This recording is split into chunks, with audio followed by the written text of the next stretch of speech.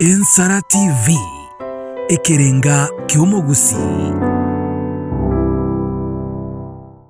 I, Simbarati, do solemnly swear that the evidence that I shall give before this committee in respect of the matters before the committee shall be truth, the whole truth, and nothing but the truth, so help me God.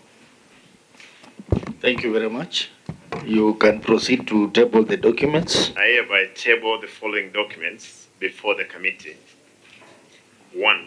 Management response and accompanying annexes on the following funds for the financial year 2019-2020, 2020-2021, and 2021-2022.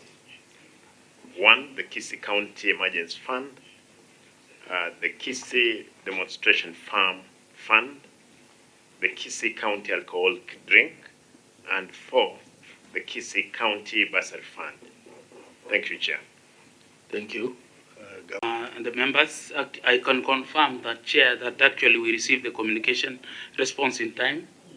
We verified, we had even engagement with the county that is under the chairmanship or by the His Excellency the Governor, and that it is, before this committee, it is ready for deliberation, Chair. Very well. Chair, I confirm the Office of the Clerk received the document within the set timelines and we are ready to proceed. Okay, it's a good start. Honorable members, we have 4 funds to be considered. We have the Kisii County Emergency Fund, the Kisii Demonstration Farm Fund, the Kisii County Alcoholic Drinks, and the Kisii County Bursary Fund as the ones we are going to consider. I thought I saw something to do with mortgage. Do you have mortgage? Yeah, and Kisii car loan and mortgage fund. So those are about 5 funds, and we have very limited time. We need to finish before 2 o'clock. So we will need to manage our time better. Senator Hamida, can you introduce yourself? Thank you, Chair. Good morning, everyone. Where I think we have some issues to be considered. We'll start with the bursary, and then emergency fund, and then the others will follow. So the bursary, Clerk, you can guide us. You know, we have so many documents here. Which one is which?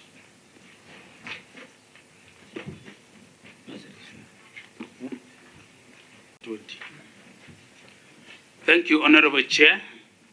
The report before the committee is on the year of Bursary Fund 2020.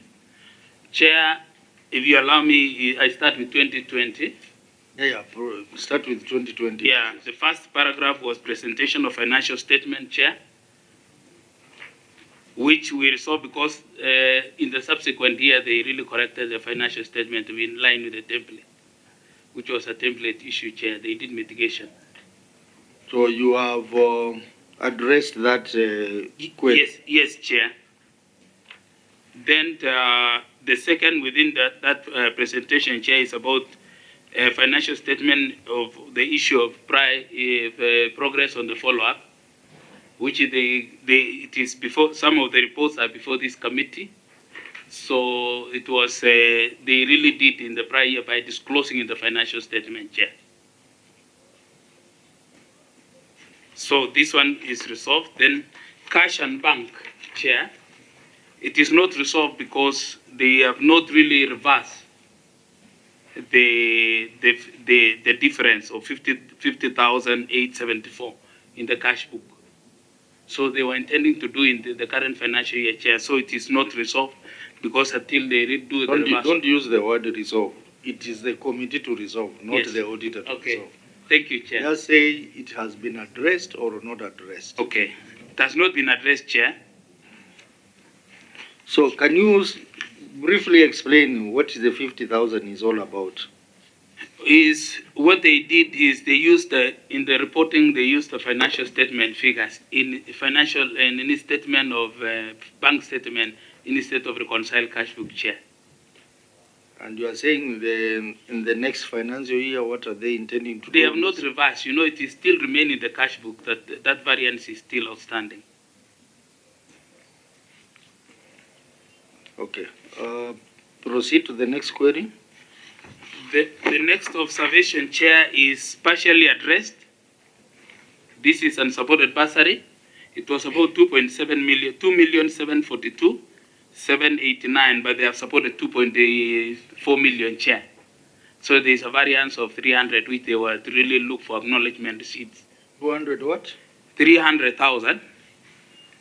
300 is what they were to really look for acknowledgement of receipt because it's about unsupported bursary disbursement.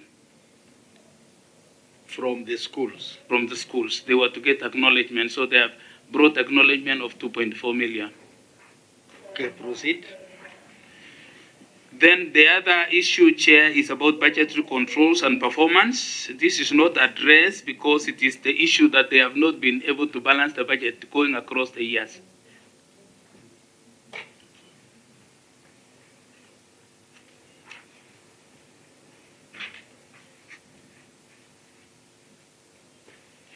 So what was the issue? The issue here is they did not, they were to really budgeted for 135 million, but they didn't actually disperse to the bursary fund. They budgeted, but they didn't give the bursary disbursement for onward transmission to beneficiaries. But this was which year? 2020? 2020. Was that during the COVID period? Yes. Was during the COVID period? Huh? Yes, Chair. Okay, proceed.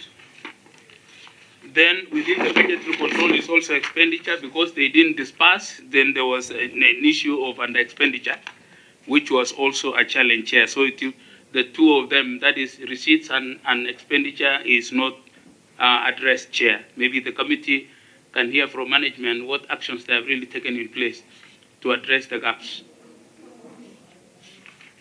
Okay, can we proceed to the year June 2021? June 2021, Chair. The first observation is on budgetary controls and performance, which is also not addressed, Chair, because it keeps on recurring. And it was the issue of actually not giving the bursary fund, not putting the money in the bursary fund account. They had budgeted 146,500,000, but they only gave 3,396,000, Chair. Out of 146? Out of what they had really booked 146. What happened to the rest? Yes, according to them is that they were not learning in school in that year, so they use it for other activities, because now maybe they will tell us how they use, because what we only managed to confirm was 3.3. Yeah, proceed. The other one, Chair, is the issue of irregular transfer of funds to county treasury. This one is partially addressed, Chair. This is irregular transfer, because the explanation was maybe the committee can really give direction on this, because they had promised to really, they borrowed 1,832,000, which they were supposed to return to county treasury, but they didn't return. But according to the explanation, is that in that year there were no issuance of bursary fund. So there was idle money to be transferred, huh? Yes, the county treasury borrowed that money because there were no issuance of bursary, so they borrowed part of the money which was in bursary fund.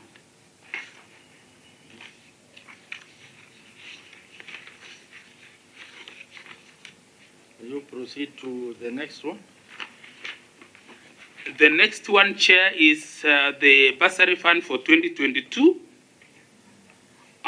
Is the issue of also budgetary control is observation number 1, Chair, which is not addressed because it is still an recurring issue, where they had given a budget of 11 million, but they only transferred 5,340,920.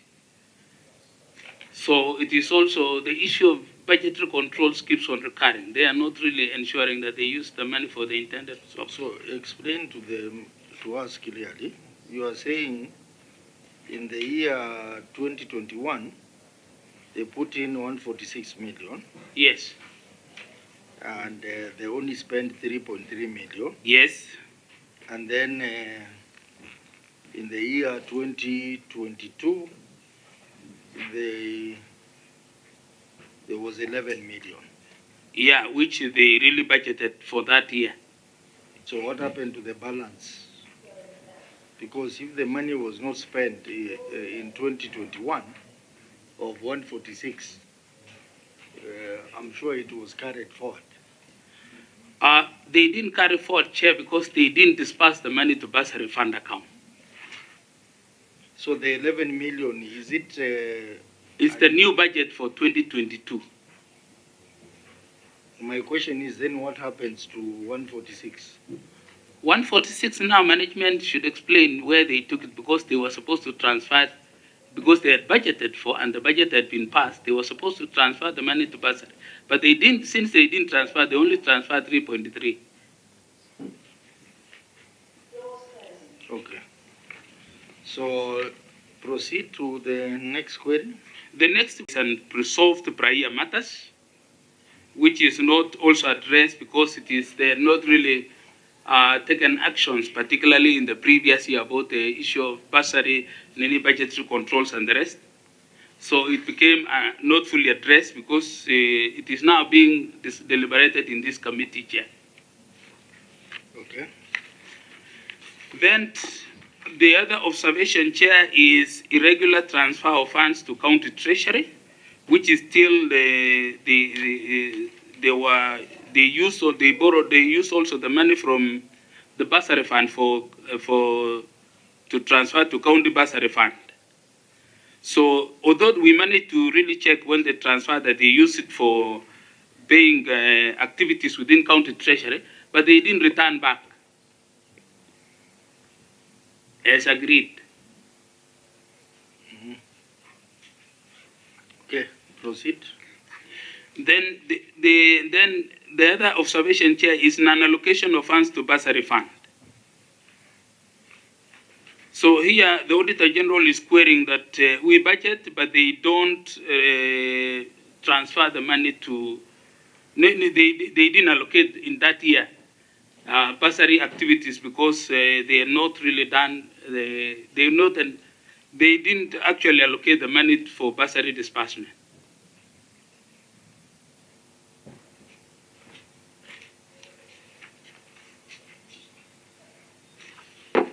Is that the last query? Yes, Chair, on this bursary fund accounts. Okay, so just a quick overview of the reports. The 30th June 2020, you have indicated that presentation of financial statement, the matter was addressed. Yes, Chair. Cash and cash equivalent. This one was a matter of 50,874. Is a reconciliation? Yes, a reconciliation issue, Chair. Which has not been done to date. Which has not been done. Although management promised that in 2023-24 they will reverse it. But you see, it has taken quite a number of almost 3 years down the line. But have they done so in the 2022, 2023, 2024? We are yet to, because the financial year is ending in June, Chair. Maybe when now we shall review in the next audit. So this one, maybe I give direction that this matter must be prioritized for the 2023-2024 financial year. This reconciliation. So because the amount involved is only 50,000 shillings. Yes, Chair. So that, in the year 2023-2024, the committee will be looking forward to the reconciliation having been done, and the auditor, you will follow up and ensure the same is done. The unsupported bursary disbursement, this one you indicated is partially done, and you said 300,000 is not yet, you have not received the I had not received the acknowledgement letter, Chair. acknowledgement letters. Because what they have really supported, Chair, is 2,464,000. Okay, so maybe, I don't know, Governor, who can respond to this, because 300,000 is not small money. I think that can support quite a number of students. Maybe you tell the committee, why has the schools not provided acknowledgements, receipts, or letters? Chair, I would want the person who's in charge of this fund to explain to us, as it were. But again, Chair, the bigger problem is that most of the students who have been issued with either checks and after presenting them to schools, it's very hard for them to come back with the receipts, all acknowledgement. But again, we have ensured at the moment that every parent who picks a check must sign against the check, and that in the near future, when there is an audit, definitely will be able to provide, as it were. Therefore, for the 300, I would want to, who is that? You can give him a mic. Yes, in brief.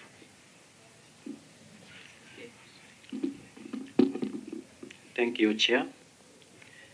The variance of 300,000, it was for those beneficiaries that received bursaries from and who are scoring from far areas. So we tried to contact them, but they never sent the acknowledgements. Far areas means other counties. Outside here, Kisii County. Do you have the list?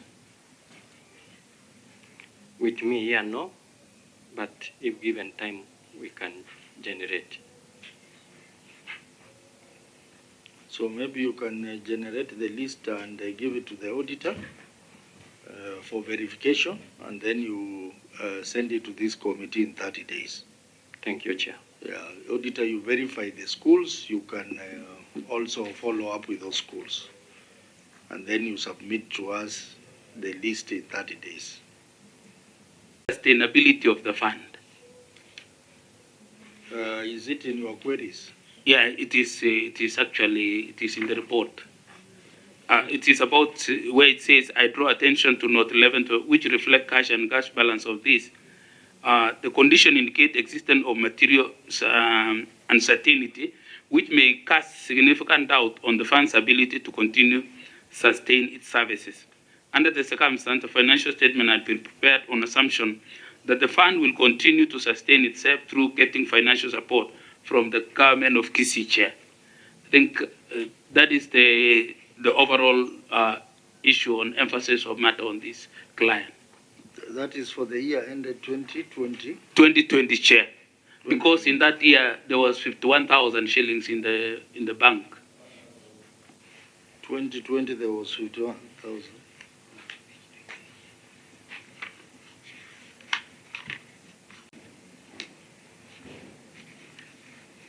Okay. So the query on budget control and performance is appearing in the 3 years. So we will look at that query, but use 2022 as our base year. We use 2022 as our base year. And that is closely related to expenditure analysis query, which is in 2020. So we will look at the budget control and performance for the 3 years, using 2022 as a base year. Then we will also look at 2021 budget control and performance, also recurs. Irregular transfer of funds to county treasury is also appearing for the 2 years. Is that the case, Auditor? Yes. Is appearing 2021 and also 2022. So we will combine the two queries. So, honorable members, then this appears that there are two major queries. That is on matter of budget control and performance, and on the matter of transfer of funds from county treasury. For the year 2022, budget control and performance also appears. Irregular transfer of funds to county treasury also appears. Then non-allocation of funds to bursary fund. So in terms of order, we will start with the budget control and performance. As directed, 2022 will be our base. And then we go to irregular transfer of funds to county treasury as number 2 query. We use 2022 as our base year. And then we finalize with the non-allocation of funds to the bursary fund as query number 3. So, Auditor, you will, because the matter is cross-cutting, you will read to us the query for the financial year ended June 2022, and then we get the response, and then we will also have an overview for the other 2 years. So, Auditor, proceed. Thank you, Chair. 22, observation number 1 is budgetary controls and performance. The statement of comparison budget and actual amount for the year ended 30 June 2022 reflect final revenue budget and actual on comparable basis of 11 million and Kenya shillings 5,349,20 respectively, resulting to underfunding of Kenya shilling 5,659,080 or 51% of the budget. Similarly, the fund spent an amount of 520,000 out of approved budget of 11 million, resulting to under expenditure of 10,480,000, which is 95% of the budget. In the circumstance, the underfunding and underabsorption of fund is likely to affect service delivery to the public. Thank you, Chair. So, Governor, your written response. The management concurs with the auditor's observation on budgetary control and performance. The management had anticipated to issue bursaries and therefore allocated a budget of Kenya shillings 11 million, meant for the payment of bursary administration costs. However, during the budget review, the funds were re-budgeted. In view of the above, the 5.659080 meant for the payment of board allowances and the printing of bursary forms were not expended, resulting to an under expenditure. And Chair, those one can be found in those annexures that annexure 201. From the extra, there is a budget extract for the 2021-2022, page 201. Very well. Auditor, your comments on the management response? Maybe the committee should deliberate on this, Chair, because in the process also they didn't allocate the bursary to this fund. So sustainability is a challenge here. Maybe they can interrogate the management why they decided not to really put money in this bursary account. So maybe, Auditor, you can help us understand. In the year June 2020, they put in 135 million. Yes, Chair. Is that the case? Yes. But in that year, the money was not dispersed because the explanation given was COVID-19. COVID-19. But only 3.4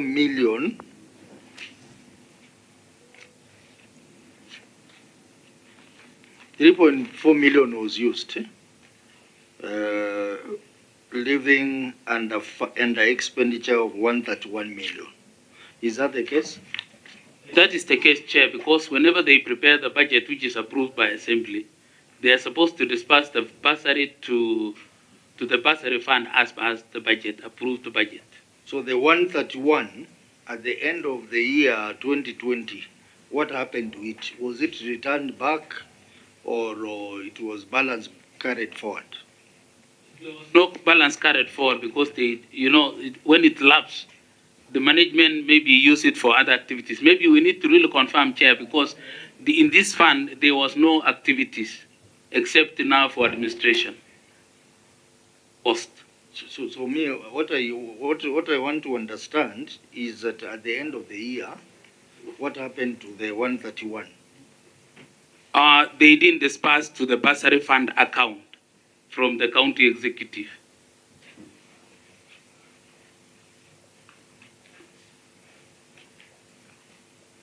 Now, coming to 2021, they budgeted for 146,500,000, but only spent 3.4 million. Again, what happened in this case at the end of that year? Chair, because in their report attached to this audit, Chair, if I read what they really said about it, Chair, in the budget, because this is what was attached to this report, it says, the underutilization of the budget amount was occasioned by COVID since schools were closed, hence some of the beneficiaries who are candidates in various institutions had completed school, forcing us to start process afresh. So they had budgeted 146 in the final, which was approved by county assembly because whenever they take the budget to the assembly, it was approved. But the county executive transferred to the fund was only 3,396,000, Chair.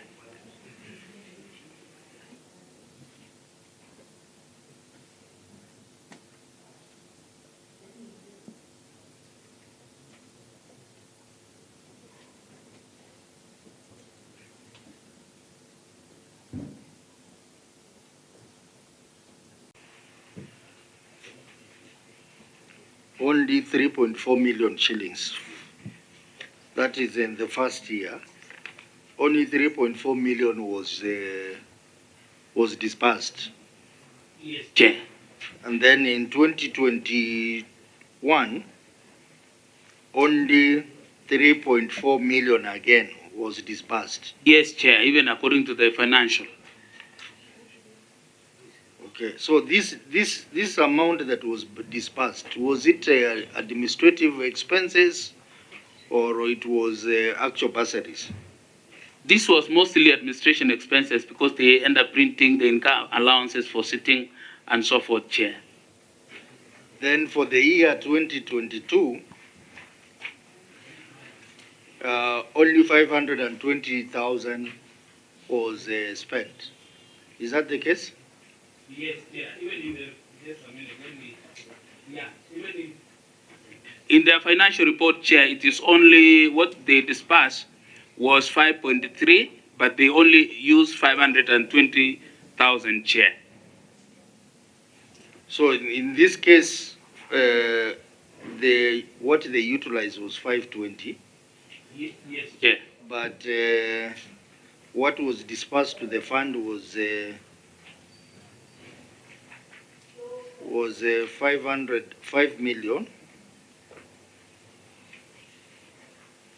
5,340,000. Yes, Chair. Okay, so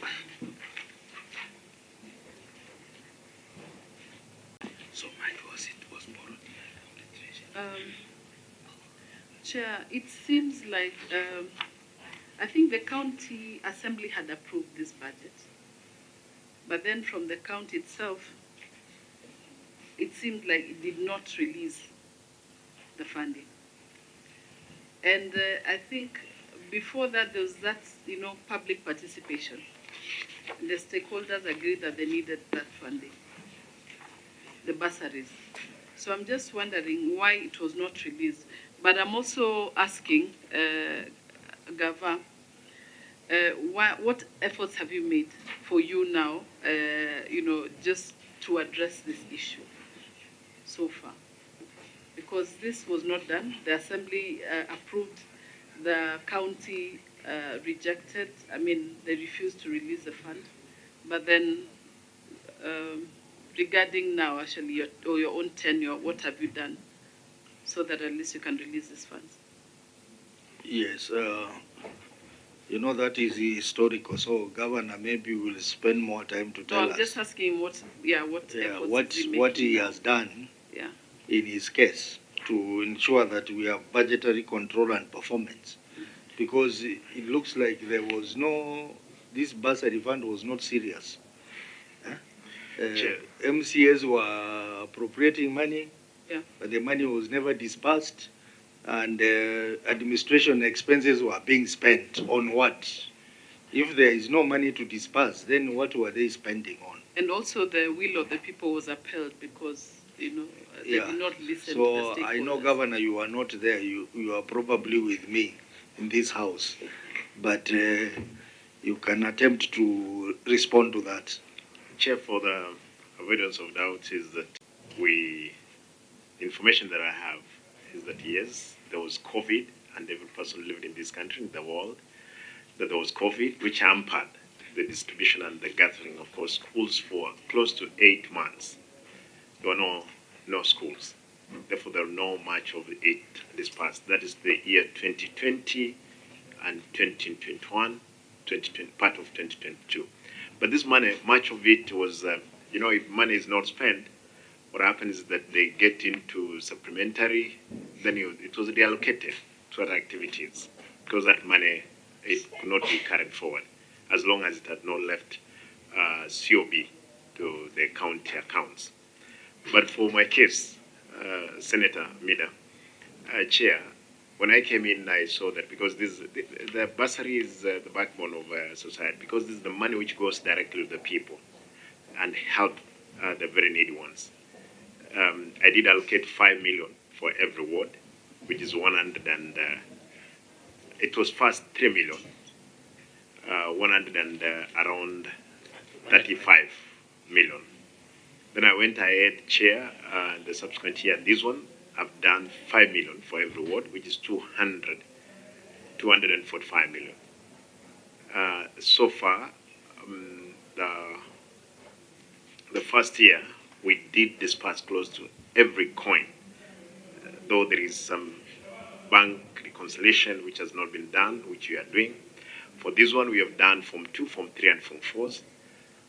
Probably this week or next week, we'll be giving Form 1s for the balance remaining. The Chair, to answer Senator Mida, is that I've put in place mechanism to make sure that money reaches the very needy ones, and we have done so, Chair.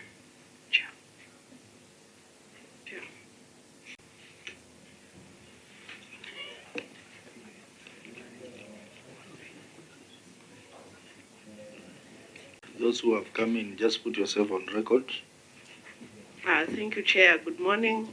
My name is Senator Miraj, and a member of the committee.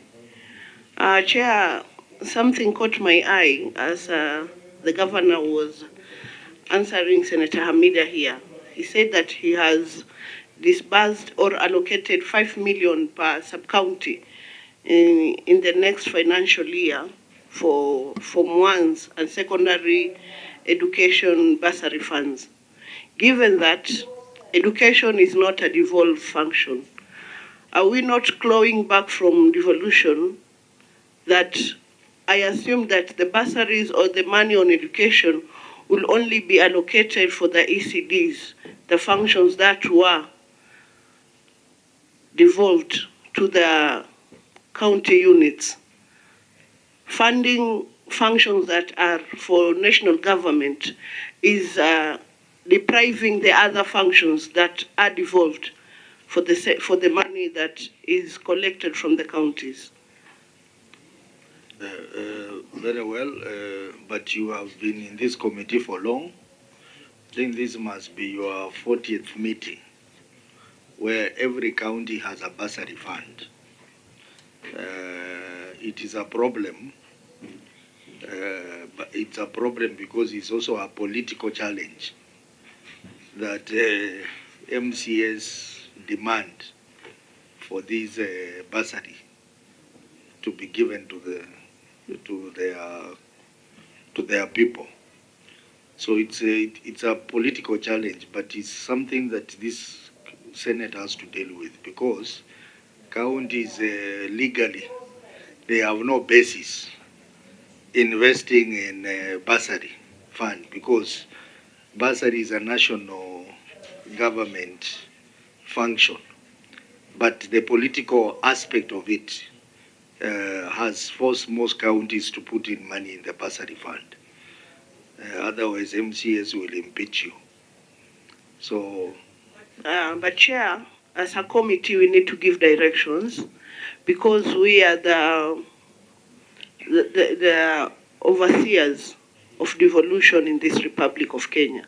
We need to give directions on why they should not be funding, but they should not be disbursing money for functions that are not devolved. Whether it is political or not, we need to adhere to the rule of law and the Constitution. okay. That is the way to go. Very well. Senator Mutinda, put yourself on record. You've tried this time, but you can make it better. I see how you're always vocal on these gender issues. Usituangushe sana, but take it back to chair. My concern. I didn't ask you to ask a question. I just said introduce first. So can I finish my introduction? You will, come to the question later. Let me finish my introduction. I want then. Senator Onyonga to put himself on record as well. Yes, as I finish my introduction. Karibuni sana Nairobi, na don't go back that soon. We have a lot of resources here to capture. Okay. Senator. Thank you, Chair. Thank you, Governor Arati and the team from Kisii. My name is Richard Onyonka, Senator, Kisii County. Chair, I want to give my apologies. We're just coming from another early engagement where we were discussing the ceilings that are being given to the county assemblies. So, and in fact, that's where I'm coming from with her. But I'm happy to be here and I welcome the team. Thank you. Okay, welcome. So much. Article 175, Governor, says that you're clearly the CEO. I was just quickly perusing through your documents and I noticed that you have not signed this document, but one, Mr. Kennedy Abinja, I think is the CEC Finance, is the one who has signed this document. Normally, these documents need to be signed by you. If you had given authority, then you could state before this committee. And I also would want to know who's the fund administrator for this fund. Chair, for Senator Mraj, I want to say there is an established fund, a GORI there, it's in law, and that's why it's necessitated us to really do the bursary disbursement. Again, I agree with you, it's not a fund, it's not an allocation of devolution that we do what we are doing at the moment.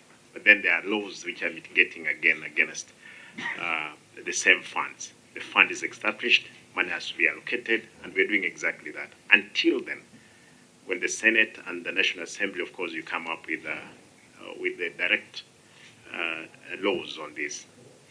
As Chairman Adu was putting it, most of it is political. If we don't do it, there will be no counties. That's the truth. It's a very emotive item. For Senator Bita, that's taken where I'm supposed to sign, properly directed. All right, and who is the fund administrator for this fund? I have, it's only that you came late, they had introduced themselves, but they can do that. There is a gentleman here. Where is he? Thank you, Chair. I'm CPF Frank Anyona. For how long have you been the fund administrator, Frank? No, I'm the accountant. You're the fund accountant or the fund administrator? Which is which? Fund accountant. Fund accountant. Yes. ISPAC number? 25204. So who is the fund administrator? Mr. Frank? The fund administrator went to Canada. So we have the acting fund administrator, who is barely less than a year old in the office. Are you with him here? Is he within the members here? No, she didn't come in. Okay, noted. I'll proceed later from there. Thank you, Chair. The mitigation measures that the governor has put in place on this fund, because he's saying that this year and the last year he managed to disburse money to students. What is your view in as far as sustainability of this fund is concerned?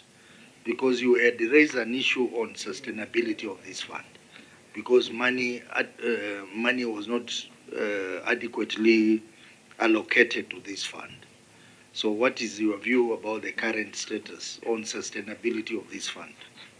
On the sustainability of the fund, maybe because we have not really finalized the financial year, June 2024, maybe you can direct Chair so that we can keep it as a review to see whether there is any consistency to what the Excellency, the Governor, is saying that actually has allocated. So maybe we'll review in 2024, Chair, so that we can be able to compare.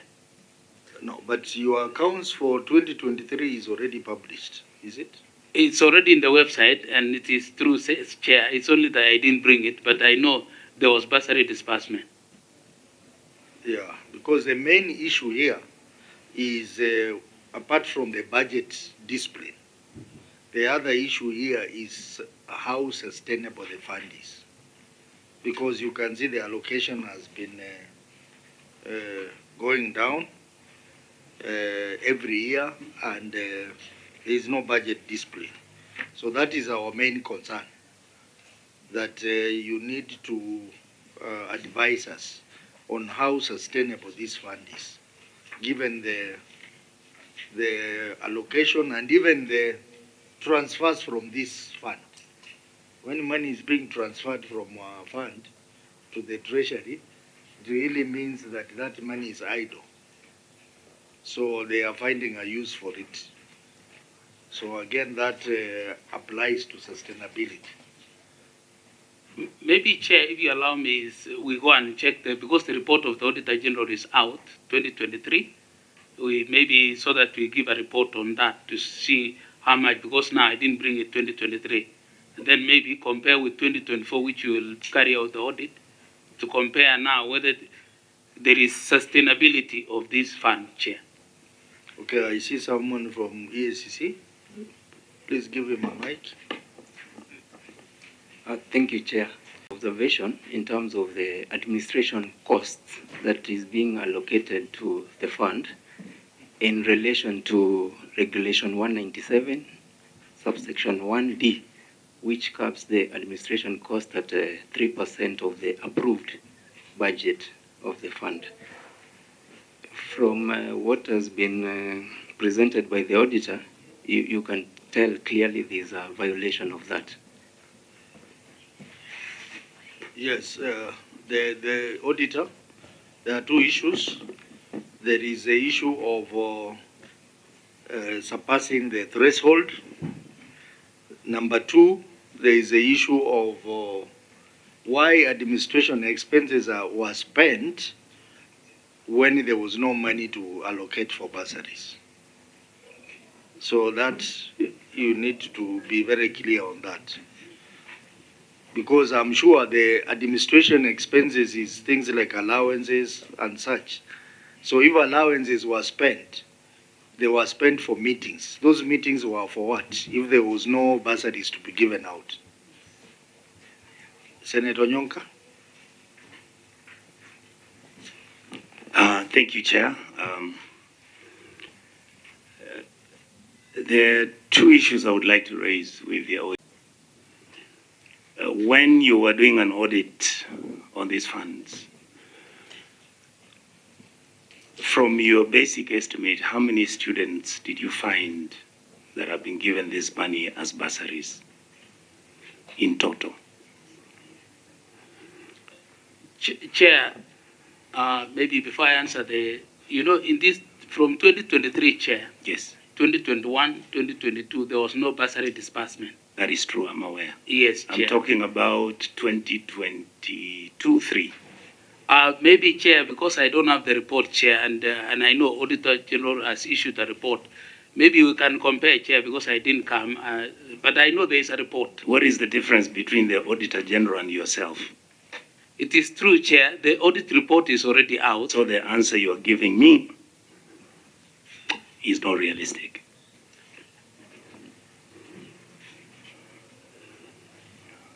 Did you pick the names of the students who have been allocated this money in Kisii County? Chair, I think it would not have been possible. Stop right there. Question number 2.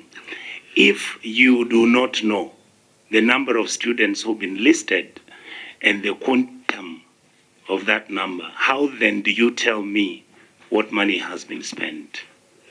And the viability and the fairness in the distribution of these bursaries. Before I finish, then I ask you the next question. Did you pick the criteria under which the executive used in giving these children or giving these individuals the money? Why? Because I see that some of them are given 2,000, some are given 10,000, and some are given 3,000. For Kisii, the challenge we have here now, the students were not given the funds. So where did the funds go? And the only money they used, it's for administrative purposes. And that is where we want to know these administrative services. Yes. Why were they there? Just hold on. So no money was given out as bursaries? Yes. Which year is that? From 2020. 2020, that's one. 2022. And 2022. And 2023? No. So there's been no bursaries which have been given in Kisii County? No, Chair. Since the last 3 years?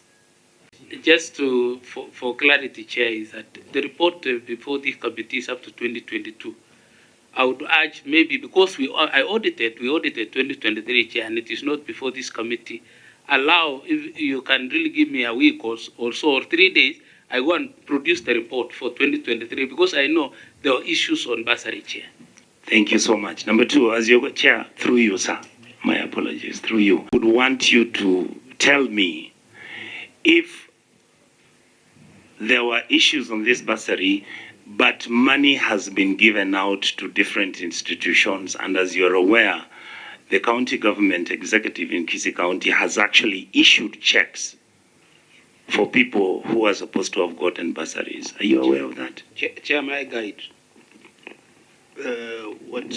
Let him just finish, and then I will come back to you. But I think it's good to guide, Chair, because we are not auditing 2023 nor 2024. And maybe the Senator came late with me because we are from the same finance committee. It would be good for this committee to stick to the tabled audited reports and what the governor took the oath for, which is for 2020 and 2022. See, my understanding is we are talking about the issue of sustainability of the fund, which is a query that the auditor has raised, that the fund is not sustainable. Then the governor responded and said that he has come up with the mitigation on how to address the issue of sustainability, and that funds have already been issued as bursary. Thank you. So what the senator is struggling, and you remember it was the same question I had asked, is just to confirm from the auditor that everything is on track as far as sustainability is concerned. The only handicap we have is that we do not have the report for 2022 and 2023. Which has come out. Which now we will task the auditor to go and later on, after having looked at those two reports, to confirm to this committee that indeed the measures the governor has put in place are dealing with the problem of sustainability. Chair, actually where I was heading with the team was, and I was going to seek your indulgence because he said he needs to go and do the report. What I was going to make a request to you is, could you then include the report of 2023-24? Are we together?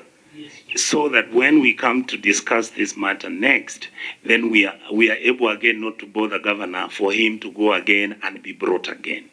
But this is the work of this committee, Senator. We are not finishing anytime soon with all the 47 counties, with each of their financial years.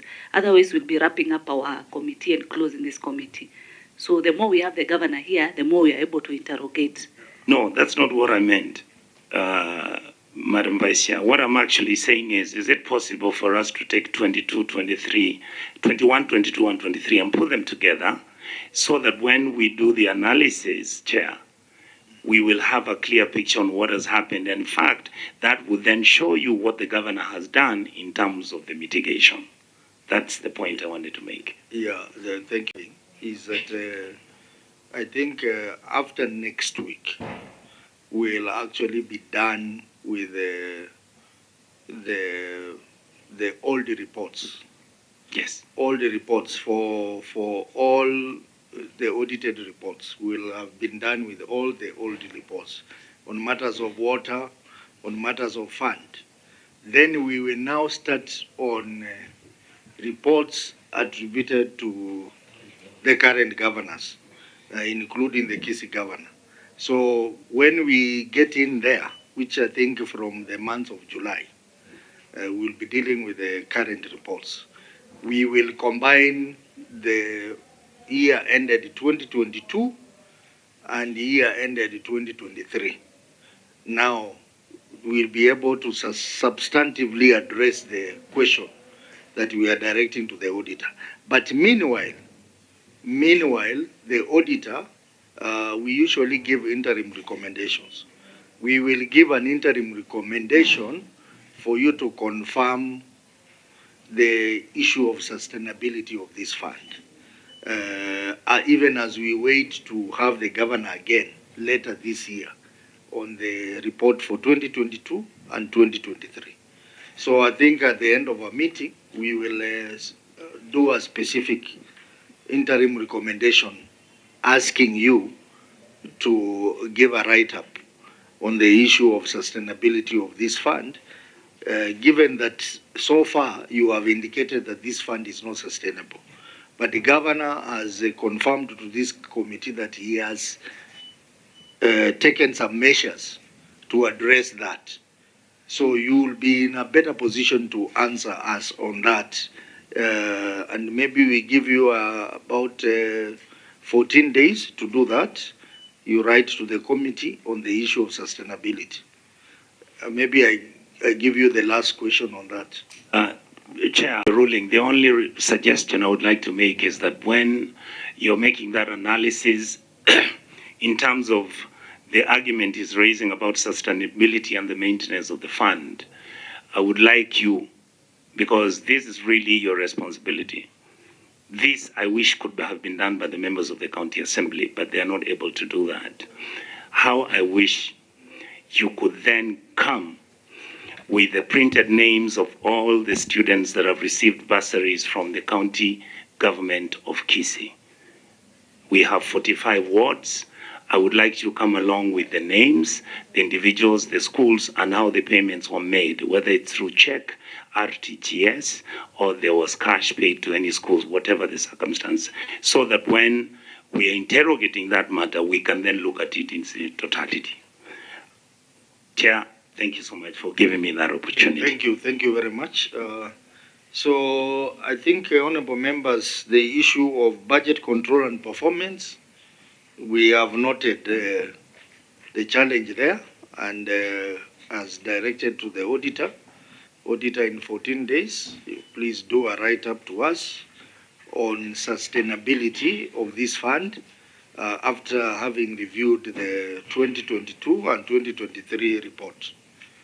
Thank you, Chair. I'll comply and take into account what Senator Onyonka is saying, Chair. Very well. So let's look at funds to county treasury. This is for the financial year ended 2022, but take into account that this query also appeared in the previous financial year, 2021. So, Auditor, proceed. Irregular transfer of funds to county treasury. The statement reflects loan receivable balance of Kenya shillings 4,855,000, which relate to cash withdrawal for Kisii County Executive Operation. The amount was to be repaid to the fund once the county executive received its funding from the national government. However, the amount was still outstanding as at 19 October 2022. Further, the cash withdrawal was not approved by the Fund Administration Committee, Chair. Thank you. Very well, Governor, you are... On the management response based on available receipts, the management concurs with the auditor's observation on irregular transfer of funds to the county treasury.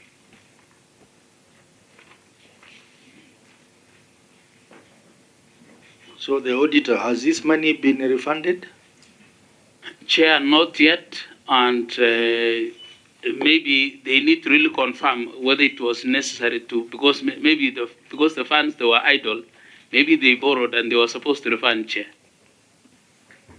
Okay. That applies what happened in, there was a borrowing of 1.8 million. Yes, Chair. Again, this one has not been refunded. Yeah, true. So maybe, Governor, you can tell us, this money was borrowed for what purpose? Chair, because there are those people who borrowed and I came with them. Yes. Who are those? There is a gentleman who doubles as CPA, the accountant. Let them tell us why, and why they have not, again, have the accountant here, in charge. Proceed. Chair, the monies were borrowed in those years mentioned, but we didn't do more to refund those monies. But with the help of the current governor, we are now going to refund all those monies. So. Through the chair. The question was, you borrowed this money for what purpose? Yes. And why did you not return it on time? You remove the governor from the mathematics. And as you respond through the chair, how long have you been the CEC Finance? No, I'm the head of accounts. Head of accounts? Yeah. Okay, for this fund or in general for the county? Yeah. For the county? Yeah, for the county. Okay, how long have you been the head of the account? This is my different period, from 2013 to 2018. Then somebody replaced me. Then 2022 up to now. Between 2018, sorry Chair, through you, between 2018 and 2022, were you still within the county government of Kisii? Yeah, but in a different position. No problem. It's okay. I was there. You were still there. Yeah. Okay, with that 11-year experience within the county, could you now respond to this committee on those two questions? First, let me admit that was a big mistake because we didn't fund the monies. And the monies were used. Let me ask the accountant to give me the list of what it's only the governor who can authorize that. Through the governor. What do you want? I wanted the purpose of which the money was used for.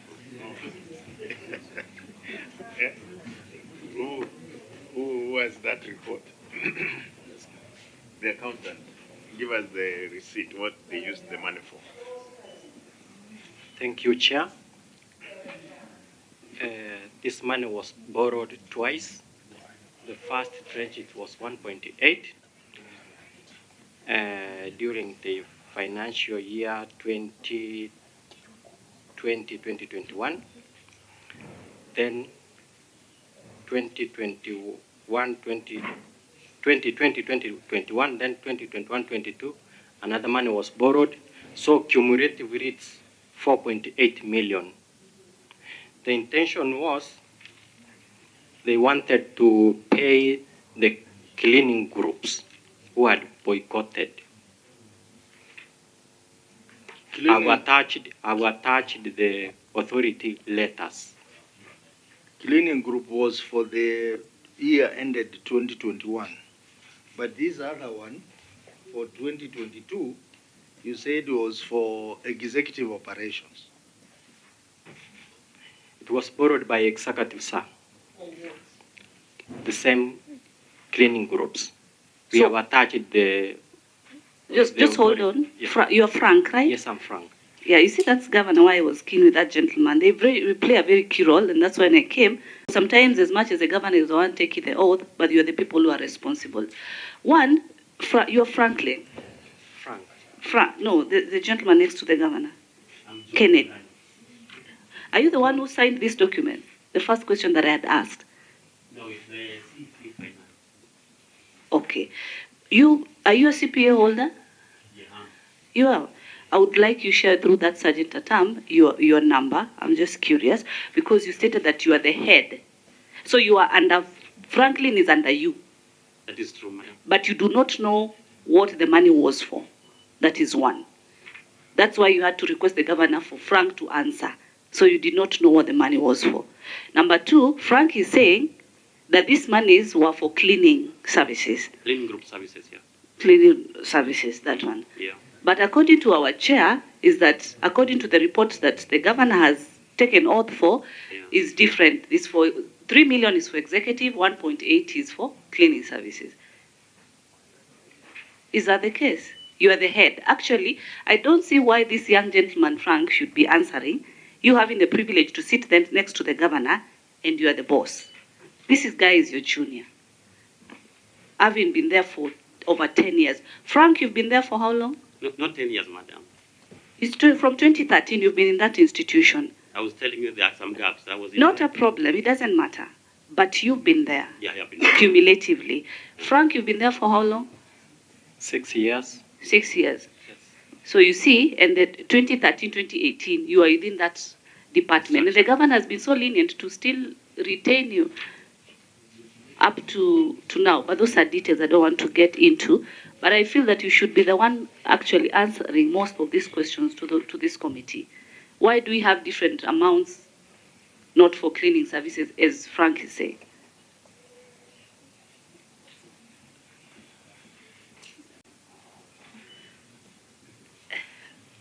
Okay, the question that was asked by this committee was, this money was for what? The response that you directed that the governor to allow Frank to answer, Frank has said it was 1.8 and the other one is 3 million because that's what gives us 4.8. And they were all for cleaning services. But according to the report that we have, is one amount was for cleaning services, the other amount went to the executive. Is that the case? What's your head? I was the head of treasury. I was the head of the treasury, but I had my bosses, madam. The person who authorizes money to be borrowed from one account to another is the CEO. Where is that CEO? No, it was in the former regime. Chair, let me now come in to see if I can true is that transfers was done from this account to executive. Primarily, it could be the reason for money could have not been found and executive for usage. Purposely, that money must have been traced down by the auditors by then. Therefore, I'm just foreseeing a scenario here. If they did not have the money they borrowed, they should have actually returned that money. That's the problem we have here. Money was not returned. Hopefully that if our books then works, again we may return that money, as it were, into that bursary account. But as it is, money was spent. Money was spent by the executive. Money was spent for paying cleaning groups, as it were. Basically, it's money from one pocket to another. As long as I'm hopeful that as long as the money was spent and the audit is done, so be it. But for sure, it's bad practice, which I've tried to stop as I came in. Because we have not borrowed. Either if we borrow, we refund. That has been the case. Chair. More again, Senator. Sorry, through the chair. Is the 4.8 now refunded, auditors? It is not yet refunded, Chair. That's why I'm saying they will really work out to refund.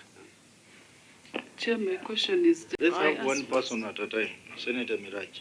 Chair, can our legal kindly guide the committee and tell us what the Public Finance Management Act says when money is withdrawn and it is not clear where it has been used and it has not been returned? What does the PFM say about that? Yeah, Chair, can I ask maybe my I give you 5 minutes to find out that, Senator Amida. Chair, my question will just be cut and dry.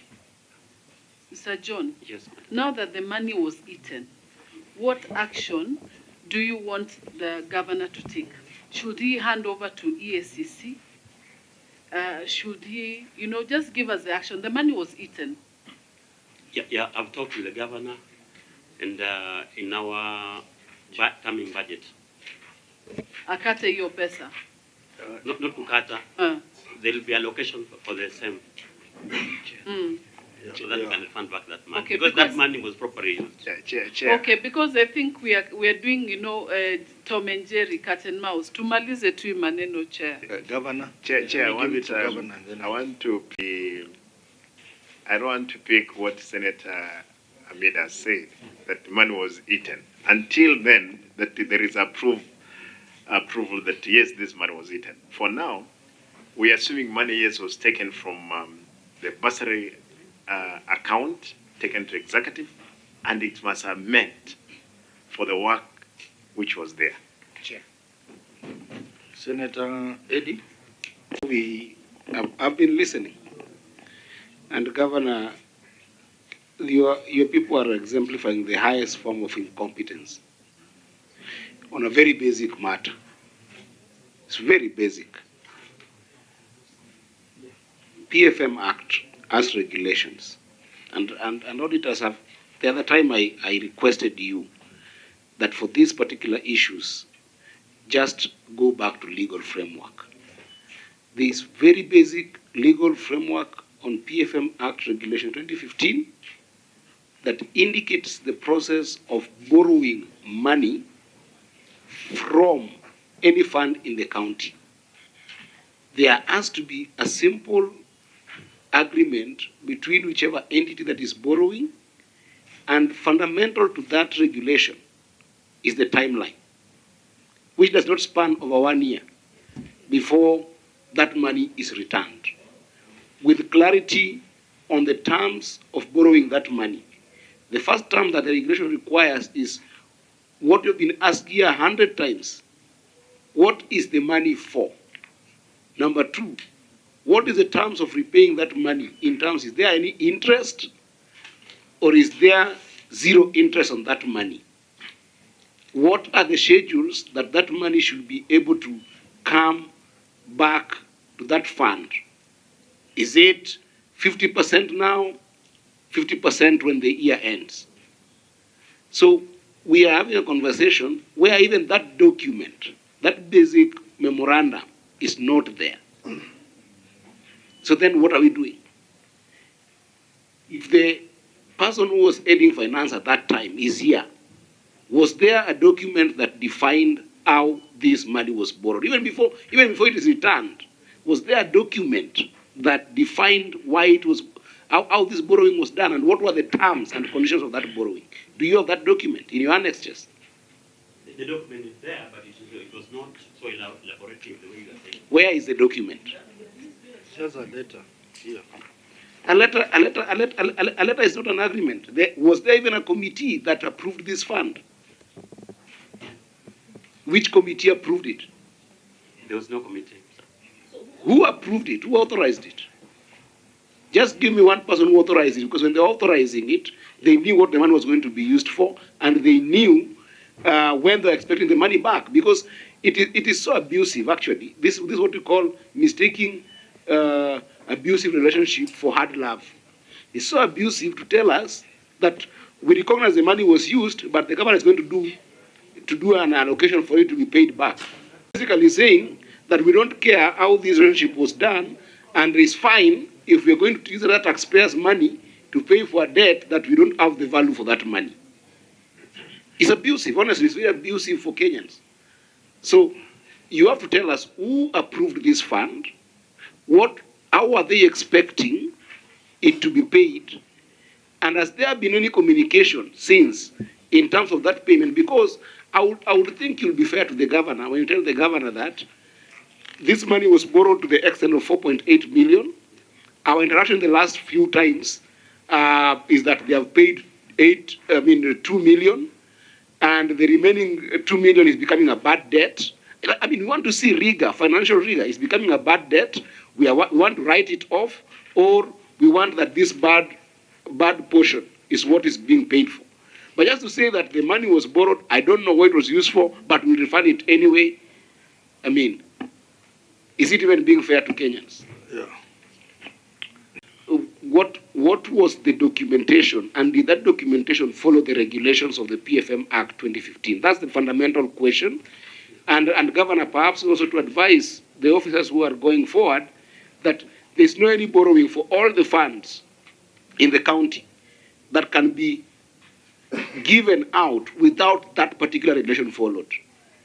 Because that's the fundamental law and legal framework that structures how funds get out of these particular funds to any entity, whether it's executive or otherwise, in terms of borrowing and lending. Yeah, thank you. But the documents you have provided, the letters signed by one Wilfred Auma, is totaling to 1.8 million. But then we have 4.8 million, which has not been explained at all. It has not been explained at all. Chair, the officer is not even sure how this money was. I think for the interest of time, Chair, I would plead with you to guide for a forensic. And that forensic has got a structural clarity in terms of how we should go about it. And there is very clear regulations, very detailed regulations, 2015 on this, that is very thorough, and the auditor knows. I went with you through this when we were looking at the previous governor who came here last week. So why, Chair, can't you just guide for forensic audit? Because we are not getting anywhere with this conversation. I don't know whether you guys are seeing. We are not getting anywhere with this conversation on this particular matter. Order for forensic audit. That forensic audit, I will advise auditors to actually use the legal framework that we have on PFM regulations, and then dig to get whether those documentations were done. Because there are going to be two problems here. Number one is a pure element of breach of law in terms of the process of administering this fund, which then people must be accountable. And actually, under Article 125 of the Constitution, this committee is mandated to actually being able to summon anybody for the purpose of evidence when that forensic is being done. That means that even the gentleman the chair is reading here will be summoned to answer to where and how this particular lending was done. And then number two is the substantive issue of control, whether that money will ever be recovered through any process, whether through the executive or through new appropriation. And that one, the auditors knows how to do when they do a forensic. Chair, that is what I would guide. Just quickly on this gentleman called Wilfred Auma. Yeah. Was he under you? No, he was my boss, the chief officer of finance. He was the chief officer finance. Yeah. Or was he fired or he resigned from the county? No, his time, well, he was in the last regime. So when the elections were done, then he went. Okay, Chair, I want to say that before this committee that I note that the first document was signed by this same gentleman on date 7th. Then the next day, the next day, the same gentleman signs another letter on the second day, amounting to 432. On the third day, Bwana Chair, the same gentleman signs another 600,000. From a whole accounting standard, was this gentleman realizing that the amount that was needed was not a total of 1.8, but each day he was realizing that a different amount is needed for the same cleaning of markets, such that, and then the way this money was withdrawn, it was in form of cash. Okay. So I want to support my colleague Senator Eddie, Chair, if we could even close this, because the EACC is here, that within the shortest period of time, that this man be able to be brought to the authorities at EACC and refund this money. Because even as up to now, Chair, we have not discussed the 3 million. There is no document. It's only what the auditors have been able to pick, and someone is just comfortably at home. Further to that, what pieces of Governor, this was money for bursary, for needy kids, for their education. And someone just wakes up and decides that they are going to remove cash for our students. It's very painful. So I think we would rest it and direct that, Chair. Okay, so I think let's ratio that Governor, don't be in a hurry to refund this money until forensic audit is conducted. The reason why we need forensic audit, we want to find out who received that money. Because the evidence that is here is not very clear. Want to know what does the voucher say? Who received the money? Was that money really used for the intended purpose or not? And the individuals involved. And if the forensic audit demonstrated that this money was misused, then the committee will take necessary action. But the money should not be refunded until we verify how this money was utilized and the individuals involved. And the committee may even summon the individuals involved to explain to this committee why money meant for bursary was used for other things which were not legal at all. So the auditor, please help this committee by ensuring that we have a forensic audit. This is a small transaction, so we don't expect you to take too long. Maybe we'll give you only 30 days to come back to this committee with an answer on the findings of the forensic audit. Chair, to give further guidance to our auditors, and probably this is also perhaps for the year of the governor being the CEO of the county, we are going to be looking at these funds very strictly going forward. Auditors, for this committee, whenever matter arises on these funds with regards to borrowing and lending, because that is the biggest porosity that we have in all the funds, please subject them to the apparent act, PFM Act, and start mastering PFM Act Section 139. Section 139 is more about the regulations on any grant that the administration is supposed to do. But for my interest, even for this particular forensic you're going to conduct, let them align to PFM Act Section 140, which is the authority for borrowing by county governments. And then Section 141 is on obligations and restrictions with respect to county government borrowing, but then now specific to county government entities. specific to them. And this is what I was telling you, and I'm going to read this one particularly for the gentleman who is the topmost accounting officer there.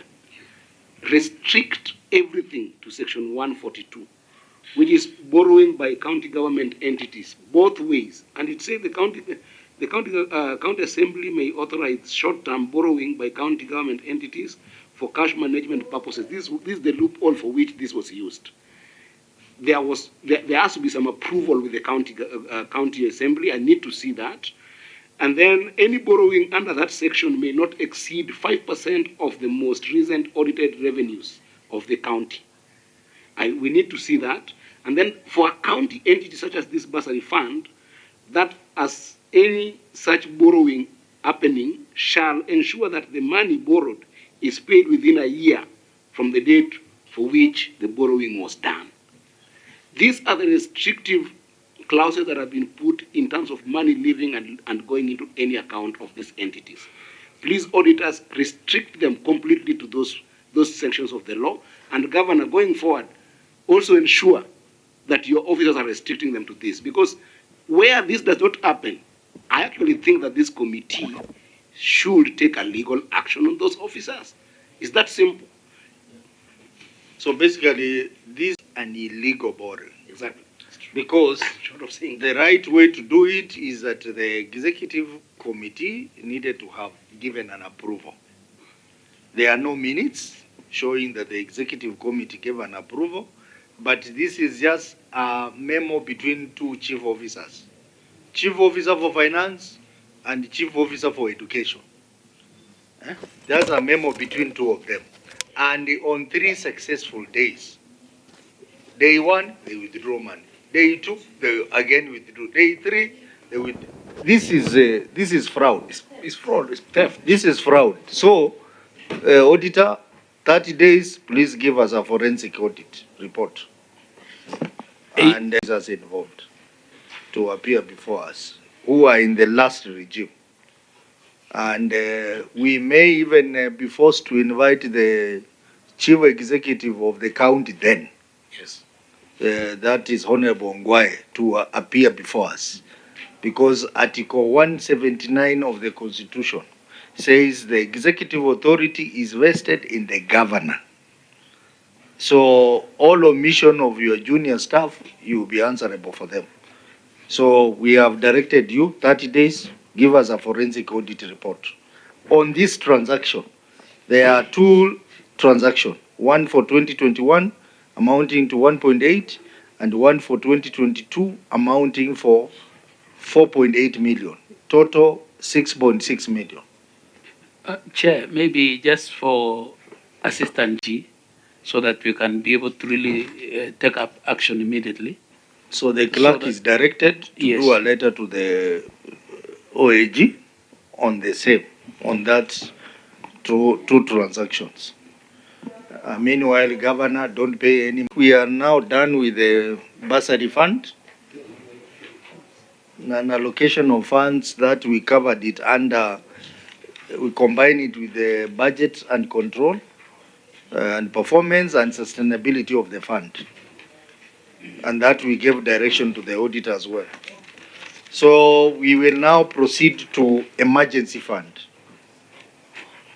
Document. The usual manner, auditor, take us through the reports.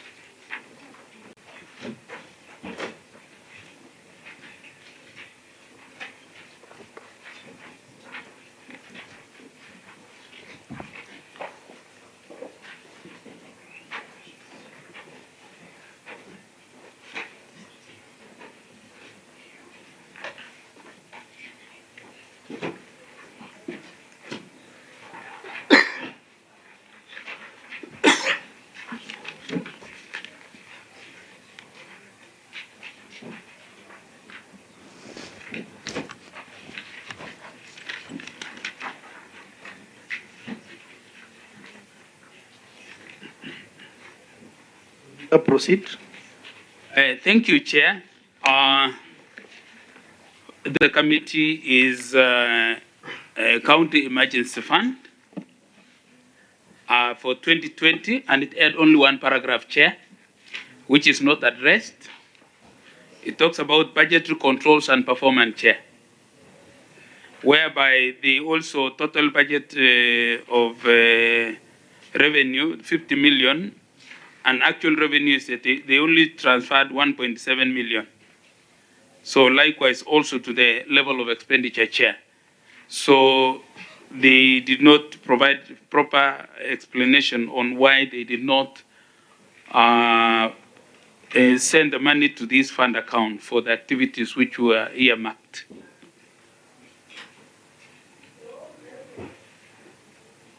Okay, proceed to the next query, the next report.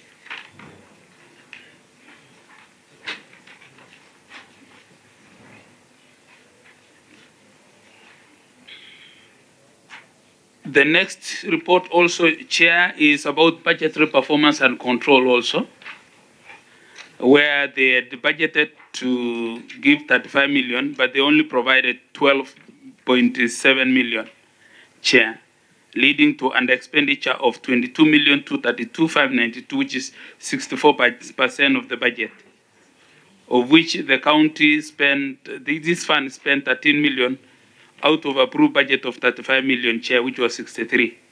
So we are saying the underfunding and the expenditure constrain execution of plan activity and delivery of services to the resident of Kisii, Chair. Proceed to the next query. In 2022, Chair,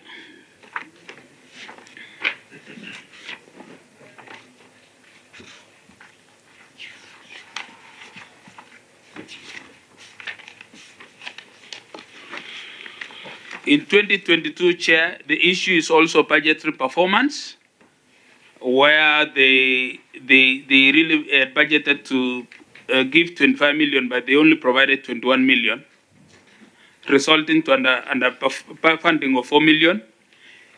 They spent 20,962,374 out of 25 million, resulting to an expenditure of 4 million. So we were saying also the underfunding and the expenditure may have affected funds' ability to respond to emergency situation in Kisii County, Chair. So it is not addressed because that year there were gaps. Then number 2, Chair, is about long outstanding payables, which has not been resolved because it talks about the statement of financial position reflect long-term payables balance of 17,124,507, which has been outstanding. And they are not really paid, Chair. There's no single amount of money they are paid to date, so it is still not addressed, Chair.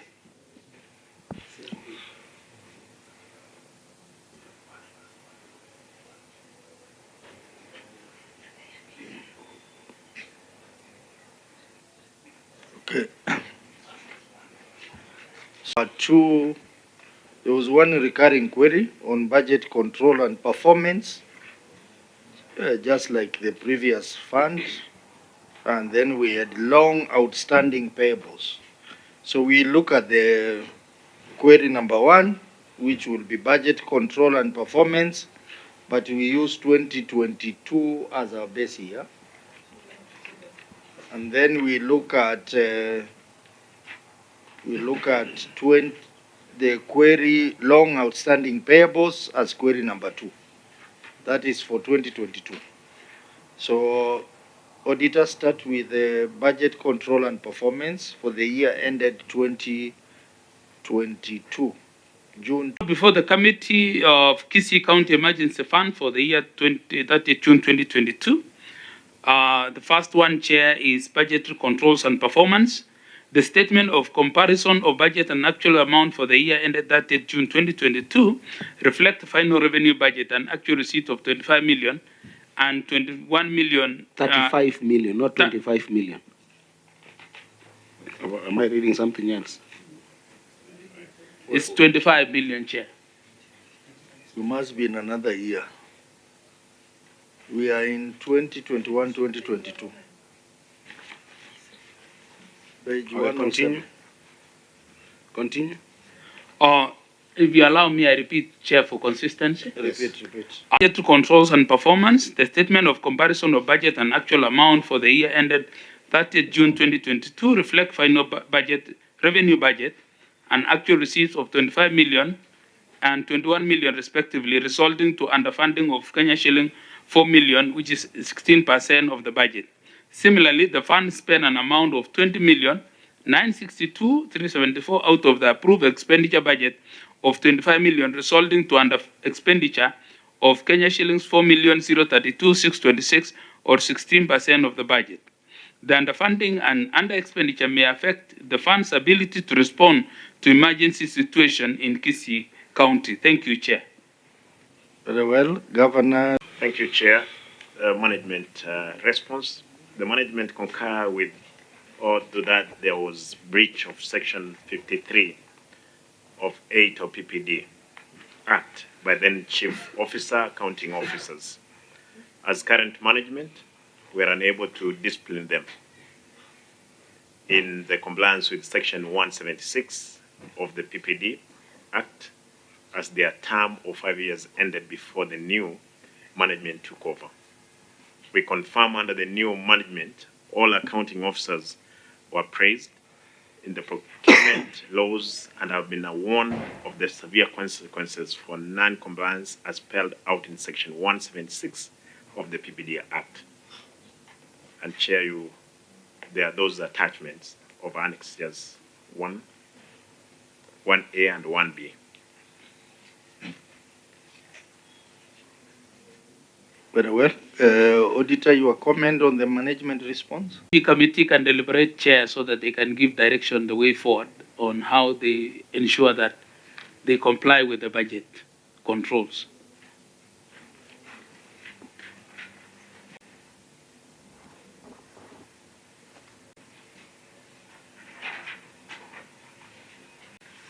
Do you have any comments, Eddie? I think that the underfunding is a difficult one to comment about, because usually underfunding could have happened because of lack of funds or anything, auditor. But the one that I would be very curious about is the underspending. Because the underspending of that 4 million, auditor, would you further advise whether that money was reappropriated? Was it subjected to reappropriation at the end of the financial year, or was it held there and then functionalized to another job in the next year, in the next financial year? That's not clear, because the requirement is that for these particular funds, again, any money that remains unspent at the end of the financial year, like this was about 16% of that money wasn't spent. In terms of underspending, meaning that money wasn't spent. You cannot reuse it, keep it on that account to reuse it. You have to take it back to CRF, and then after taking it back to CRF, you do a new appropriation on that money, unless it was already committed. So I'm not getting clearly how that money was treated in the subsequent financial year. Would you help us understand that, or if not, then the governor can help us understand through his officers? Maybe before the governor responds, Chair, maybe we'll have to check in 2022-23, because already report out to see that whether that 4 million was reappropriated, so that it becomes the correct procedure, Chair. But you should be able to have a status report on where is that money being held.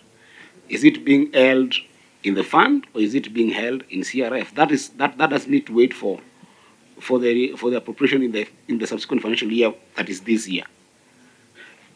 Allow me, Chair, I'll check. Can you check, or can the governor help us understand where is that money? Yes, Chair. Maybe the management. Chair, not necessarily that the money which remains, which is unspent, it will be there physically in an account. Again, for purpose of budgetary, you budget for unforeseen resources that either it's corrected or given from the national government. But for that case, let me know from again the officers who were in charge then. Is this money there? Kiege. Officer? Yeah, Chair, I want to confirm that the only money which was transferred is the 21 million and it was spent. However, subsequently, the fund has not been able to allocate the funds to that account. Senator Amida? Sorry, maybe just, do you mean that the money, the funds are there? In a simple term? What I'm saying, since the new management took over, Yeah. they have not been able to appropriate funds to that account. So that means hakuna hiyo pesa. Yeah. Waligula. You are out of order. You are out of order. Governor, I want to, I'm looking at your response on that query, where you are saying there was a breach of section 53(8) of the Public Procurement and Disposal Act by chief officers. Maybe you can explain to us further. What is it, what did they do? Because you are saying you are unable to discipline them. Chair, I think the earlier ruling for yourself, and actually with guidance of your colleagues, that most of these chief officers whose term come to an end, they are nowhere to be traced unless you summon them as a committee for them to explain their own meetings with then the executive officer of the time.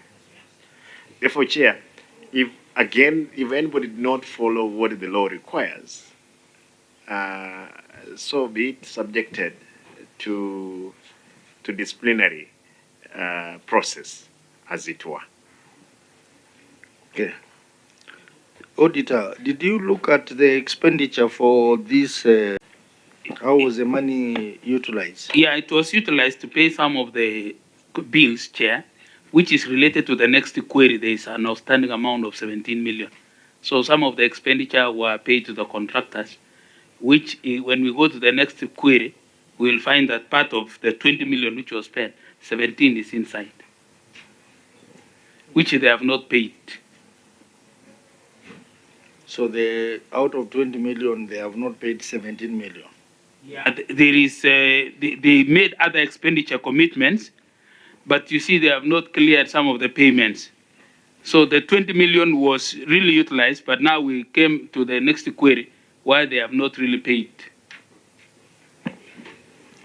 Chair, so that has become a pending bill. What I'm saying, sorry, Chair, let me clear myself. Yeah. The expenditure of 20 is correct in the sense that we didn't have a problem with the expenditure. The only problem we had was the budgetary control, why they did not spend all the money.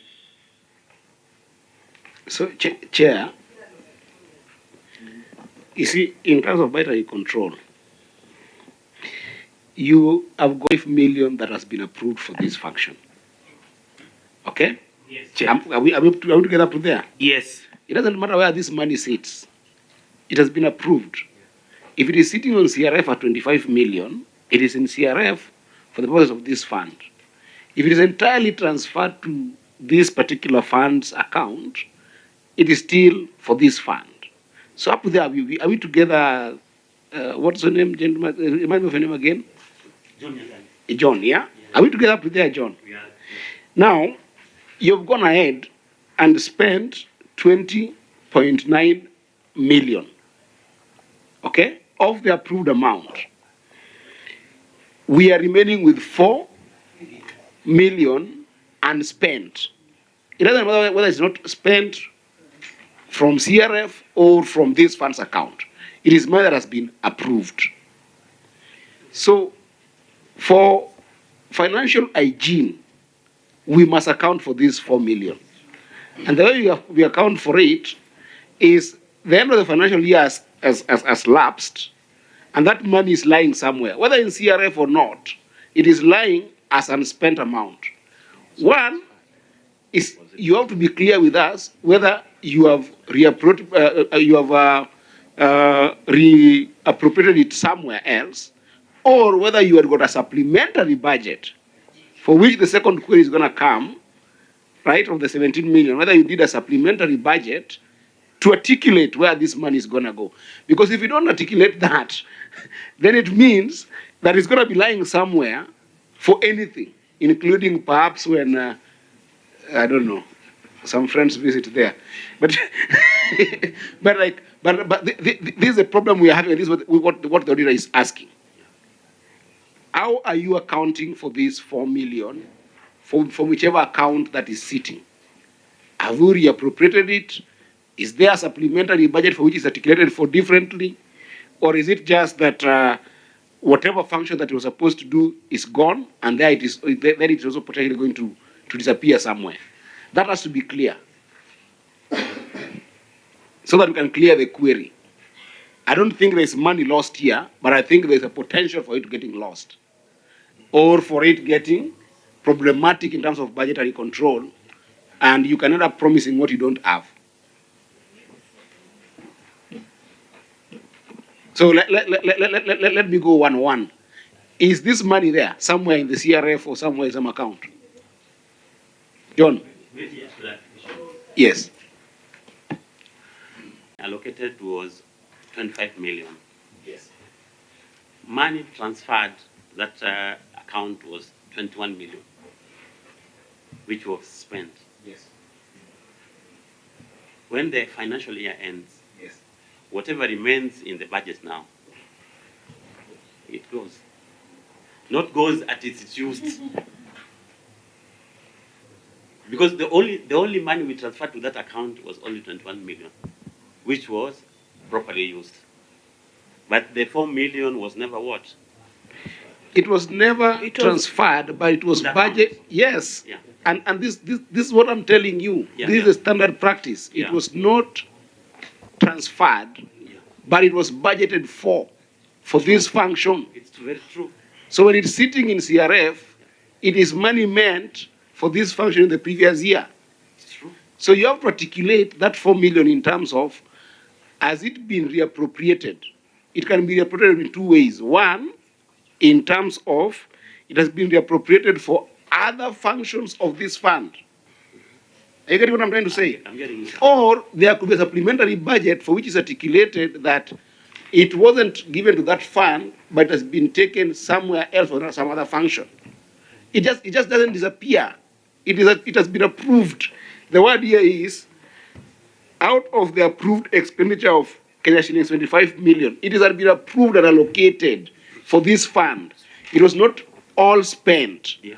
So now if it's not all spent, you can reappropriate it for this particular function, or there could be a supplementary budget for which is articulated for other functions as the executive deemed fit.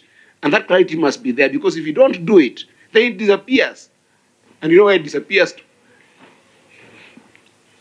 You get what I mean? Because if you don't do, those are the only two tools for which this money is accounted for, and for which this query is cleared. Auditors, are we together on this? We are hearing, Chair, because Yes. we know the question of reappropriation. Yes. So has it been reappropriated? Even before we get to see the audit for the next subsequent year. Sorry.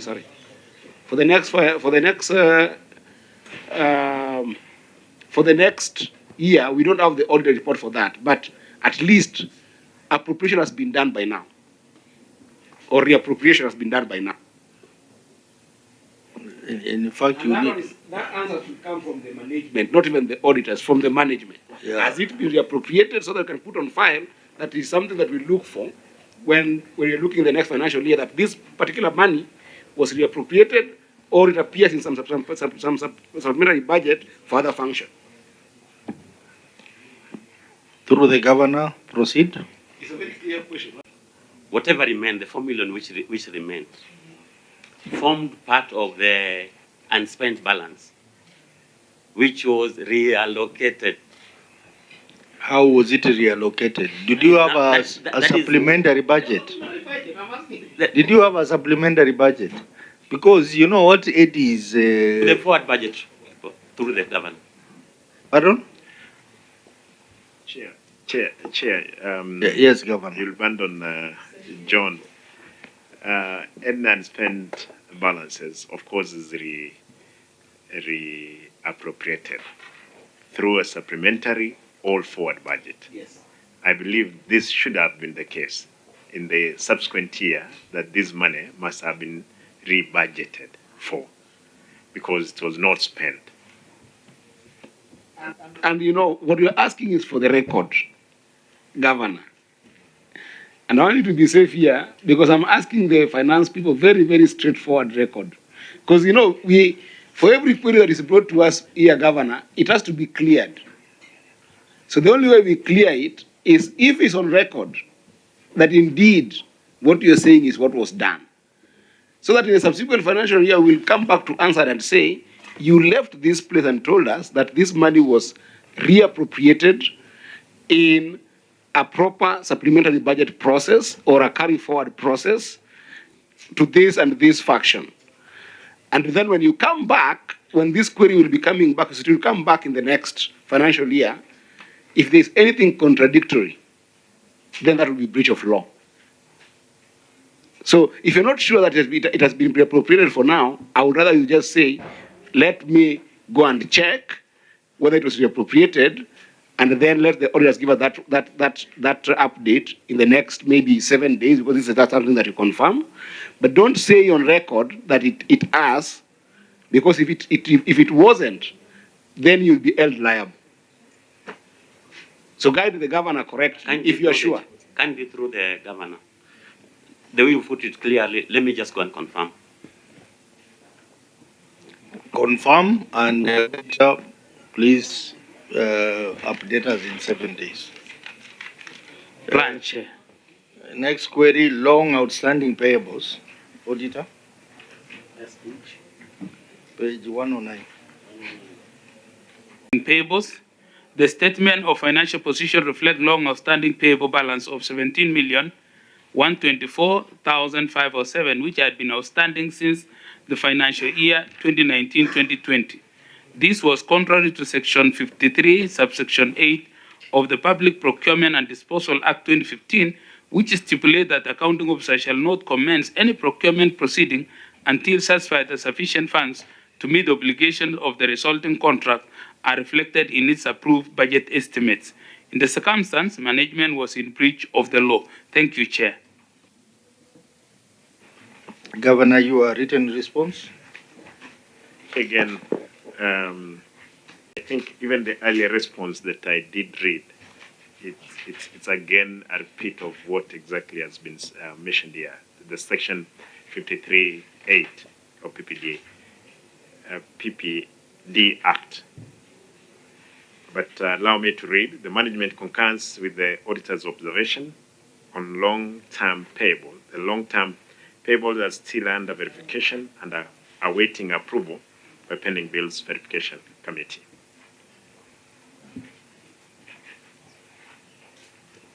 So, Auditor, your comments? It remains outstanding, Chair, because the payment has not been made and there was a breach of law. So this payment, 17 million, is in relation to the 21 million that was in question? This one has been outstanding from 17 to, from 2018, 19, 20, which were incurred. What was the breakdown? The breakdown is that management had not given us the breakdown because by then it was just a block figure. So they really the current management is really going through the records to make sure they really provide and verify that this is the correct figure, because there was a figure of payment of goods and contract of goods and services. And all those items, do they relate to emergencies or the non-emergency items? It was not. It was. They, according to the management, they said it was emergency because there was COVID at that time. Mm-hmm.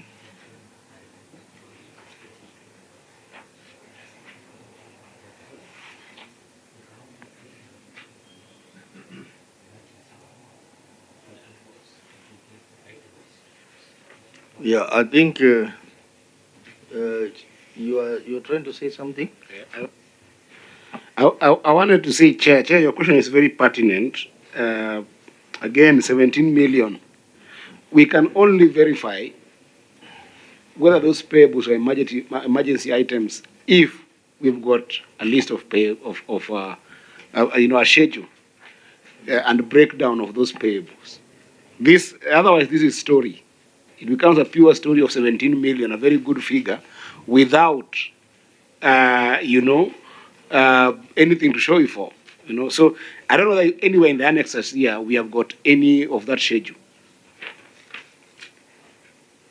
Auditor? Yeah. They did not attach. Yes, Governor. Chair, if it doesn't exist, because what happened out of the 17.124 is only one person who has been following up of 300,000. I'm suspecting that, again, out of these, there could be his heir money here. Therefore, what we are saying is that until they appear, that's the only time we can be able to verify those claims. Because, again, yes, that figure is there. Only one person of 300,000 who has been following up on verifying his claims. Therefore, the other ones, I don't know where they disappeared. Nobody has ever appeared to claim that. Chair, we have a very serious fight here. And we're not going to let this one go. Or with me. Do you have in your possession the financial statements for this particular year? Yes, I have, Chair. You have it, right? Yes. Can you refer me to the note where the 17 million is coming from? Because this is a serious joke. Yeah, there has to be a note for that, for those payables. Go to the payables note.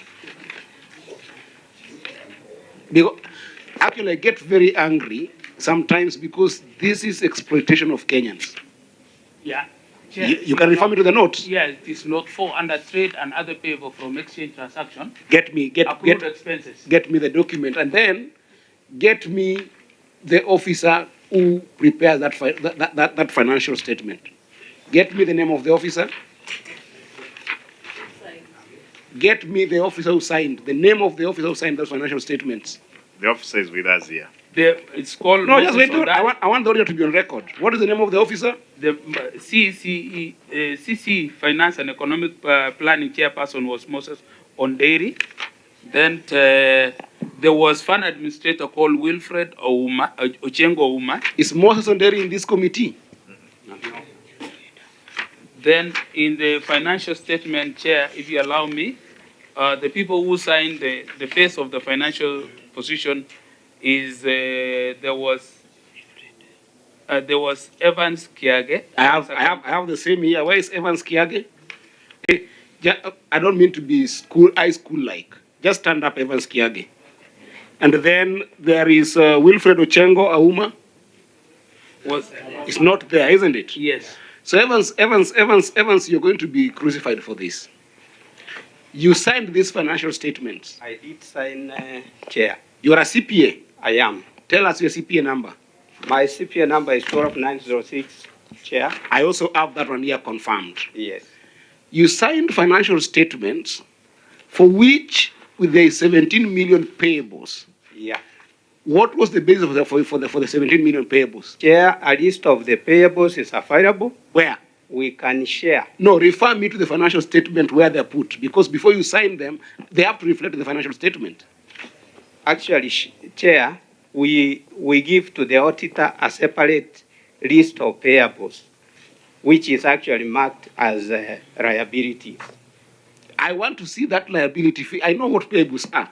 I want to see them in the financial statements. What I'm saying is... Which note in the financial statement is the liabilities?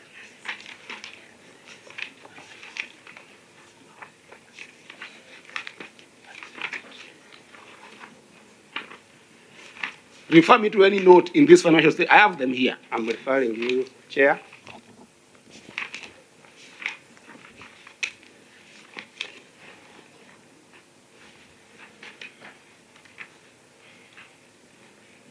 Because we have to clear these queries.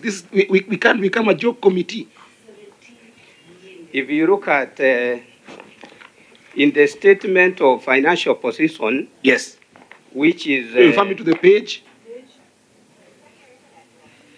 Page 139, but page 2 of the financial statement. Okay. Which is actually done by computer. We have just before note, after note 5, there Note is 5. a figure of 17,124,507. Yes. Yes. Now, give me the breakdown for this particular payables that forms this liability. That's very simple. That's what I'm asking for you. I'm asking you for. The breakdown chair can be able to share in a short while. I didn't annex it. You are a CPA? Yes. Where is the annexures for which these financial statements are made before this committee? Yeah, we shared that with the auditor, although it is not attached here. We can provide. Auditor, do you have the annexures listing the payables? When we were this report, Chair, they did not provide the list which we brought to this committee. Maybe they can. So you are insisting that the auditor is lying to us. Who is? And if this is a document that you, as a management, are shared with us. Yeah, for clarity, if a list was not provided, then it could have been a query that the payables are not supported. It is a query. That's the query, fundamental only a query on the wrong outstanding. But the figure was confirmed. We can be able to share that. A list is existing. Can I ask you a very simple question? Yes. You are giving me a liability. You're telling me it's okay not to tell me the list of those liabilities. The list exists, share. I can. Where is it? I can share. It is in my laptop. Shortly after we break, I can share that. Not after you break. We need that now. To who? Who is these funds? Who are we owing this 17 million? Governor is telling me here, and that's why I'm putting into task, because Governor is telling me here that you only have one person chasing 300,000. Governor, is that on record? Yeah. So are you saying that the executive is drunk? He doesn't know what to say. And also, your governor is lying. So the governor is lying. The auditor is lying to me, and I should take you for your word. Before I give direction. Save that, Chair.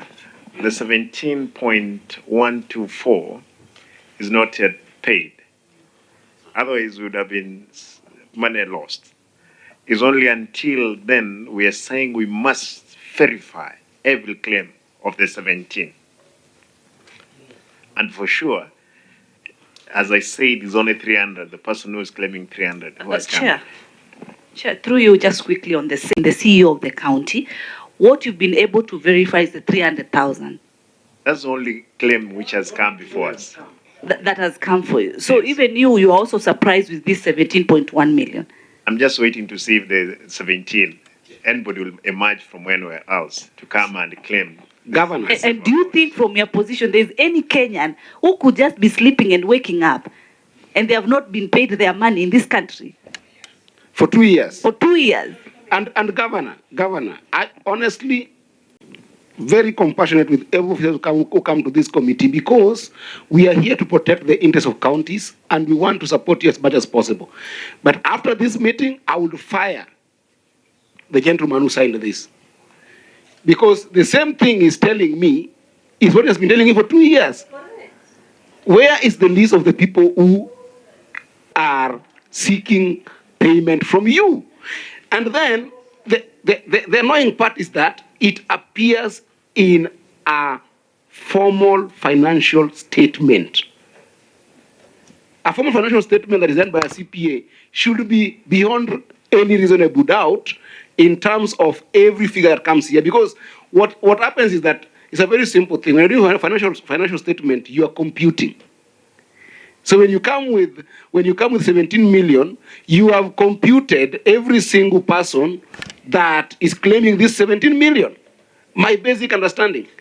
So if you computed ghost people who are not there, and then came up with this sum, how am I supposed to take you seriously? And how are you exposing the executive, leader of the county, to this kind of shame? That we are going to have these things for the record, guys. These things are going to remain with us here. We are going to do reporting. I think, Chair, are we sitting for reporting next week?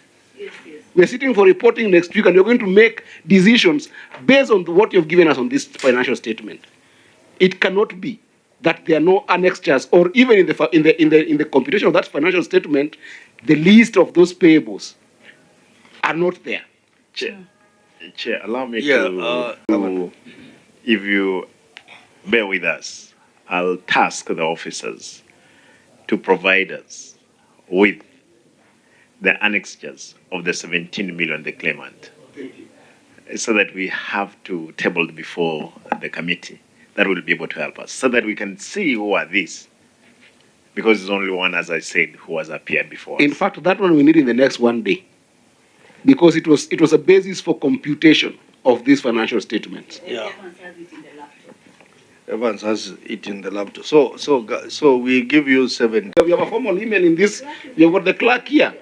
Can you, in fact, Chair, just tell the gentleman to get out and go and share with us now.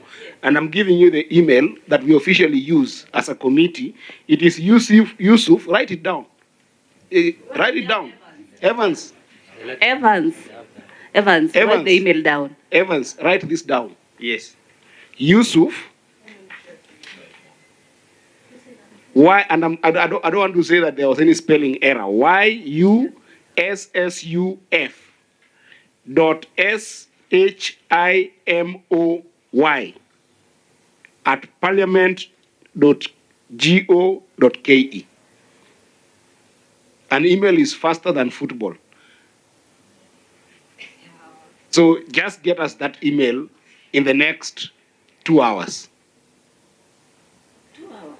Yes. I'm giving him all the honorable members. I want to. That's why I was given 7 days. Let's be realistic. Eh? No. That's not how this committee operates. Eh? The 7 days are after the auditor has verified the content. So within 7 days after verification by the auditor, you submit the list, the breakdown of the liabilities that make up 17 million. Then you submit to this committee through the auditor. Yeah, that is the position. Then the committee will look at it. If that those liabilities are not making sense, we'll ask the governor not to pay. If they are making sense, then we will ask you to look at it again. But auditor, please verify the content of that list and advise this committee 7 days, not later than 7 days. On email. Chair. Let it go through the process established. I see EACC wants to say something. Yeah. And the management are listening, so that we'll sit as a committee and they really produce the evidence as we really check the records. Yeah. So EACC. Yes, Chair. To enrich whatever you just ruled, it's not just the list. It is supporting in terms of documentation, the original source documents. Yes. Thank you, Chair. Actually, auditor knows that. When you verify all the source documents, all contractual documents, everything. And then you tell us these are the documents, and then the committee will make the way forward on that. I'll comply, Chair. Yeah. You know, we have 3 more funds to go. I don't want to belabor the same point. Yeah. Tell the governor that all the staff that you retained, you also retain them for institutional memory, right? And to clear all the issues that were there before. It's 2 years now, Governor. If they haven't done anything in 2 years, and they are also trying to clean up the mess, this is very embarrassing.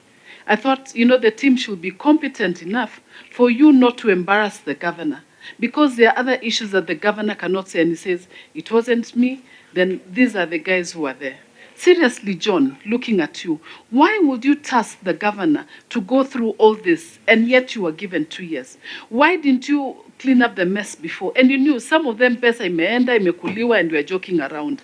Why are we going through, Bona Governor? Why are you wasting time for 2 years and we are going to the 3rd year? Malizana na hii mambo mara moja. It's true what Senator Eddie said. You should not keep them seriously. If they're not competent enough to clean up and not to embarrass you here, malizana na wao. Very well. I know after we have verified.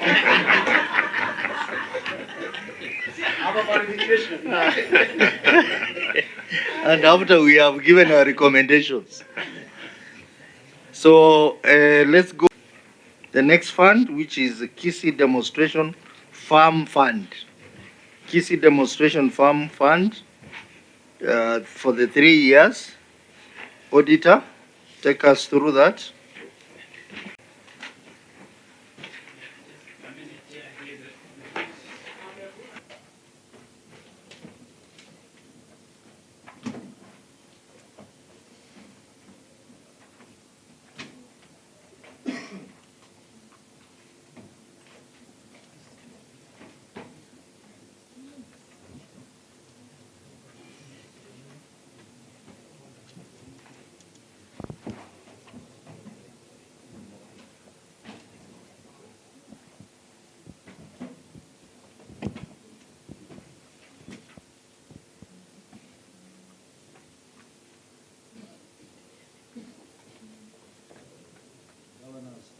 Briefly, so we need to stop. But meanwhile, of the year 1920,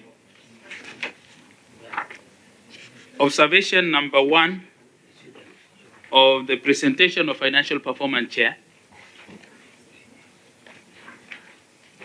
It was resolved in the subsequent year. The issue of not putting the East Park number, but in that year they failed, chair. So this one has been addressed. Yes. First query, presentation of financial statement. It's presentation, chair. Okay, statement of changes in net assets. Yeah, they also provided adjustments that in the subsequent year they really amended. Revolving fund. Yeah, revolving fund also, it was an accounting issue which they really they reconcile in the subsequent, because in that financial year there was a challenge. So in subsequent year they passed adjustments and it didn't reoccur. Then next one is property, plant and equipment. This one is partially resolved, chair. There was a valuation report, however, the title deed for which the land sits is not yet really acquired, chair. It is in the process. So it is not really concluded until the title deed of the parcel of land where the building and other auxiliaries are there is resolved, chair. So this one has to be, management has to really tell us currently where they have reached in acquisition of the title deed. So I really need to understand the query. Yes. The query was that the property, plant and equipment reflected a nil balance. Yeah, which in this... after examining the records, you find out that there were anomalies. There were anomalies, and they carried out valuation because we were querying about the valuation that the figures reflected are not corresponding until they carry out valuation report. So you find out that there are actually pieces of land, 32.9 hectares of land. Yes. That there were motor vehicles. Yes. And there were others like computers, tables, photocopiers. Okay, so we'll mark this yes. as not addressed. Yes, it's not until they really confirm the building, but valuation report is there in the subsequent year. Okay, proceed to the next query. It talks, everything touches up to motor vehicles, non-current assets, where evaluation report was really carried out, chair, biological assets. So that one is taken care under property, plant and equipment when we'll be reading, chair. What is taken? Failure to disclose biological assets? Yes, they are not really captured in they don't not value so that they reflect the correct figures in financial statement. This includes animals on the farm? Yes, animals in the farm. So what is the status now? They have carried out valuation, Chair, to capture all the animals in the farm, all the furnitures, and everything within ADC. Okay. Funds transferred to county interest account? They have not refunded, just the way Honorable Senator from Migori, the issue of that cross transfer was a challenge. Though the explanation they provide, Chair, maybe your committee can deliberate, that it was actually used for the function of that activity within what they carry out within ADC. So they say they were using in agricultural show. So that the county executive used it for the activities which were related to ADC, Chair. I think that one will mark it yes. Not addressed. Yes, maybe you can. Maybe you can. Unbalanced budget. Unbalanced budget. This was just an accounting entry, Chair. It was a mistake which they really, in the subsequent year, it was really corrected. Okay, budget control and performance. Not the issue of underperformance and under receipts. The same challenges as we had with the previous funds. Yes, Chair.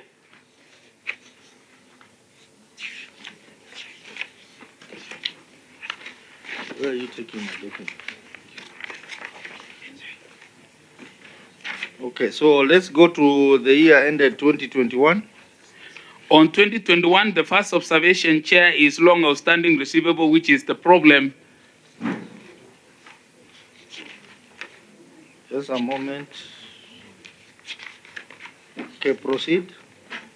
The first one is related to 2020, Chair, the issue of long outstanding receivable, which they also borrowed the money, but they had not refunded, because it was an accounting issue which was carried forward, which we said we'll deliberate. Then the next one, Chair, is about budgetary controls and performance. The issue of under receipts and under expenditure, Chair, which is like on 2020. No, there's something you have done. Oh.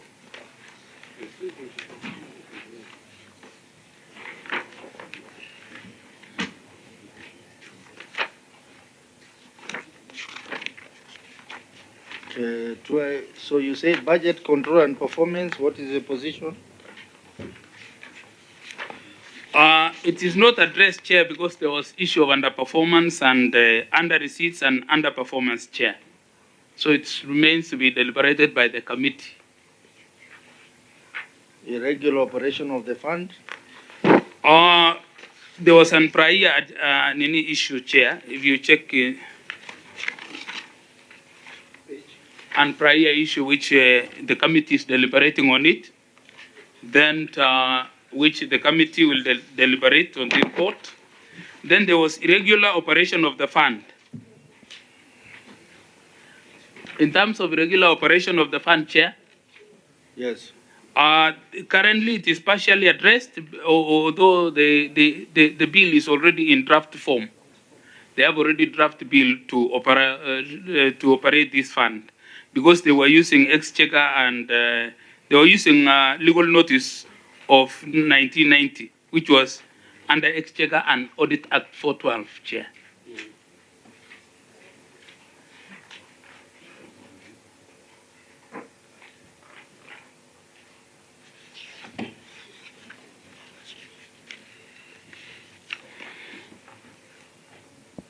Okay. So on this one, maybe Governor, you can tell us why is the County Assembly taking time to pass this bill? Chair, all the demonstration farms in the country, all of them, they've been using a document of 1990. Therefore, we do not have an act or regulations guiding the demonstration farms. But again, Chair, as it were, we have come up with a bill. I'm sure very soon there is public participation which should take place, then go to the Assembly for passage, for ascending by myself. Therefore, we are in the process, Chairman. because I came in and I found that the document we are using is outdated. It could not be used anymore. Okay, maybe this one we just need to speed it up so that we address this query. Because if it gets to next financial year, the query will still be there. Irregular operation of the fund, meaning without a substantive law. So, Auditor, can we go to the 2021-2022? 2021 issue. They are not refunded. Then the observation number 2 is land without ownership document, which is still an outstanding issue not addressed, though the management is in the process of acquiring the title deed. Then the next issue is budgetary controls and performance chair, which is also a problem because there's underperformance affect the plan activities and may have impact negatively on service delivery to the public. Then the last one, Chair, is about irregular operations of the fund, which according to the management, it is in draft form, the bill. Those were the observations, Chair, in that year. Okay, presented. We will, for the year ended June 2020, I think the query on plant, property, and equipment, we'll look at it as our query number 1.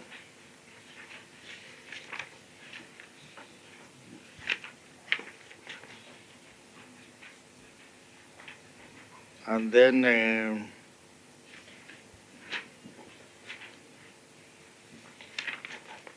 we have the query on funds transferred to county interest as a query number 2.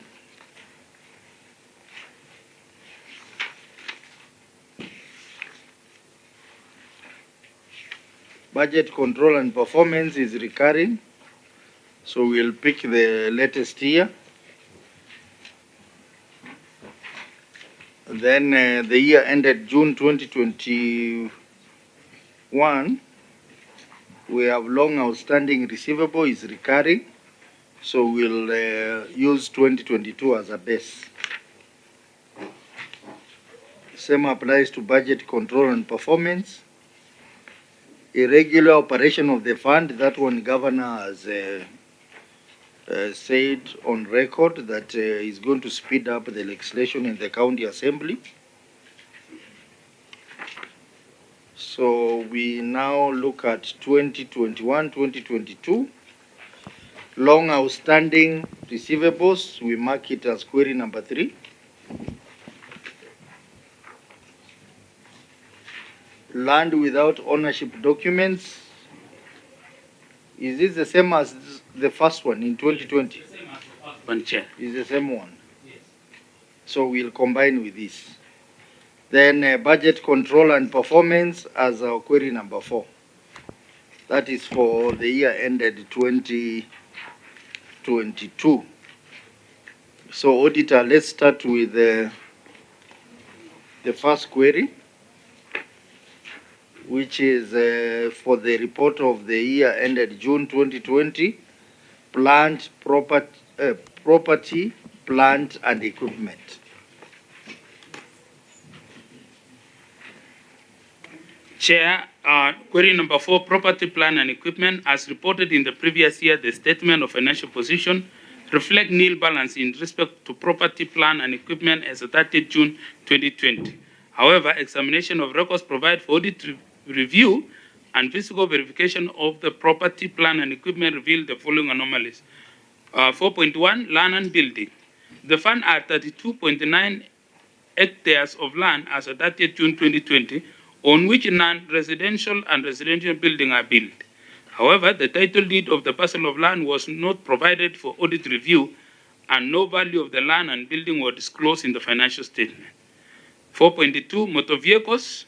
The fund was in possession of 2 motor vehicles, Nissan registration GK A809S and GK B709D, and 1 motor vehicle registration number GK A919M as of 30th June 2020.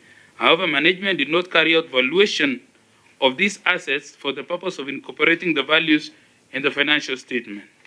4.3, non-current assets.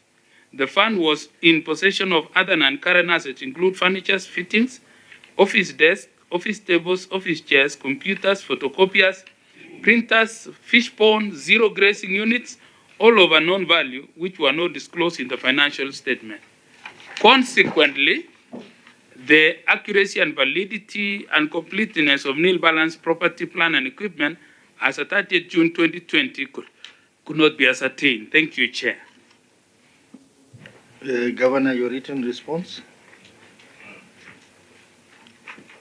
Chair, thank you. The management response. The management concurs with the auditor's observation that Kisii Agricultural Training Center management had 32.9 hectares, which did not have a title deed and had not been valued as at 30th June 2020.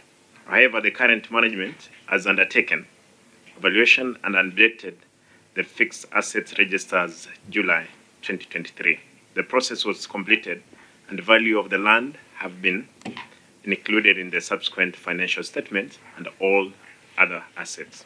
Further, the current management has put in place or in process acquiring title deeds for EACC land and survey done, part of development plan done, the survey report submitted to National Director of Survey of Authentication and approval on issuance of registration. We hope to complete the process soon and acquire the title for EACC, which those annexures have been put there as evidence of what is going on. The management concurs on motor vehicles, Chairman. The management concurs with the auditor's observation that Kisii Agricultural Training Center had 2 motor vehicles, Nissan pickup, registration number GKA 809S and a GKB 709D, and 1 motorcycle, registration GKA 919M as 30th June 2020, which had not been valued. However, the management had disclosed the assets as at 30th June 2020.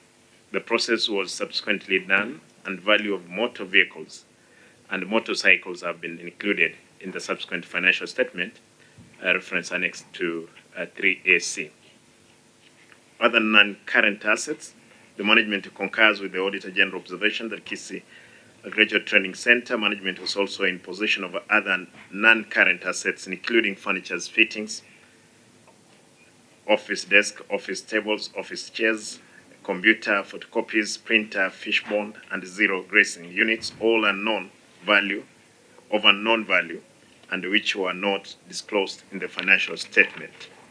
However, the management had disclosed the asset as 30th June 2020. The process was undertaken and the value of the other non-current assets and have been included in the subsequent financial statement refers to Annex 3A to C. Failure to disclose, Mr. Chairman, biological assets as reported in the previous year. The statement of financial position reflects no balance against biological assets. However, the Board of Survey reports dated 30th June 2020 indicate that the fund had biological assets in the form of daily cows, fish pond, crop enterprises, mature forest, and agroforestry trees. These biological assets were, however, not valued and included in the statement of financial position as required under International Public Sector Accounts Standard 27 Agriculture. Consequently, Mr. Chairman, the accuracy, validity, and competency of biological assets could not be ascertained, and the statement of financial position as 30 2020 is not fairly stated. That was... You are reading as the auditor. As the auditor, sorry. Yeah. Chairman, I thought that I was falling down, but may I read that response, Chairman? Response. Is that a separate query, auditor? Yes, it's query number 5, Chair. Oh, we'll come to that. Right. Let's finish the first part. Yeah. So, having listened to the response by the governor, auditor, what's your comment? The comment is in 2021 Chair, which they incorporated in 2021 financial statement. If you check, the total value of the unvalued assets by 2020 was 1.8 billion, of which land was 1.6 billion, the 32.9. What is a challenge here is the title deed ownership document for the land of measuring 32.9 hectares. Thank you, Chair. Well, the governor stated that having done the surveys, the survey has been submitted to the director of the survey. So I don't know, what is your comment on that? Yeah, it is still a process, Chair, until we see the title deed, because what is very important is that actual title deed to confirm ownership. Okay, now what about motor vehicles? Motor vehicles, it was the issue of valuation, which they incorporated in the valuation report. The other assets? Yes, even furnitures and desk, if you look in the next subsequent year, it was capturing all the assets, including the biological ones. So your main issue is the title? Yeah, the main issue is the ownership, which will also be recurring until we see the ownership document of this client. Okay, Governor, maybe do you have any time frame on the title? Minister for Lands. Yes. She can help me answer that. Waziri wa Lands? Just want to confirm that the process is ongoing. We already have done the 3 items that have been mentioned. That is a application. We have done the PDP, and we have forwarded to the Survey of Kenya, and we also have communication to the NLC to fast track and also give us a document to that effect. We are following it up because also we have other parcels that we are doing together with that. I submit. There is no encumbrances Yes. on this piece of land? Yes, Chair, I can confirm there is no encumbrances on this piece of land. Okay. Thank I you, saw Chair. something in the media some time back. Was it the same land or a different one? About some people who are demanding ownership of that, some land, agricultural land. Is it the same one, Governor? No, Chair. That is a dam site, which we have rehabilitated. And some group of people, again, as usual, they could have wanted it because we have rehabilitated. But it's different. It's not the agricultural training center. Okay. Senator Mutinda, anything? Raise out a point that Kisii County have never reported this as one of the funds in our reports. And from the queries that are coming from the auditor, it looks more of an agency than a fund.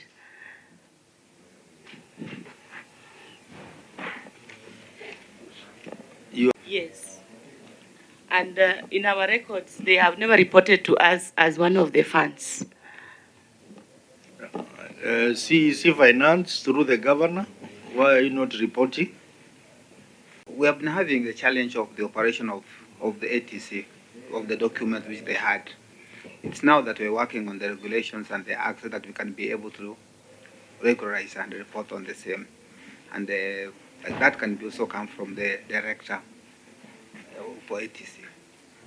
We've been having that challenge of reporting it. Which position are we going to record it? Because we didn't have the regulations on the same. Yeah, in fact, he's raising a very substantial issue that this, in fact, even to me, it sounds more like a corporation for the county, an entity, more than a fund. So what do you say about that? Thank you, Chair. Actually, it's more of a county, a subsection of the county. It is not registered as a business. We are even sharing the same PIN. It's just now that the office of the county Anthony have tried to move ahead so that we can make and be in a position of identifying it in the correct position. This is why we are working on the act on the same. Chair, Yes, allow me to say it as in the country, all of them. They have been run by this document. There is a document here of 1990. Yeah. It's not an act, it's nothing. It's just a document from the Ministry of Agriculture, which was guiding them. Therefore, when we found that it's not regularized anywhere, we had to do exactly what the law requires of us to do. And that's why we are coming up with those particular act and regulations. Tony, you want to say something? Proceed. Yes, Chair. Yes, proceed. PFM regulations, County Government 2015, if you check Regulation 201 on county corporations and how they should be classified, this classification 1 to, I think, 4, and if you read that, it looks like it falls more of a county government entity under Schedule 4. Because here you will find under the ATC there's some aspect of even revenue being generated. They also have assets that they own. So when you check the financial statements, they are a bit different from the other county special funds, where we're just allocating funds and spending, or a revolving fund. So I think it's best we refer to the law and just see where it falls exactly. Yeah, so is there anyone from the legal department? Yeah. County attorney? There is none. So maybe Governor, maybe you need to really look at it. That since it is an entity that is generating income and expenditure, you may need to consider it as an entity run by, just like the water company. Yeah. Just like the water company, and not a fund. Because if it is a fund, then COB will be demanding that you file returns on the monies that come in and out. Senator Mutinda?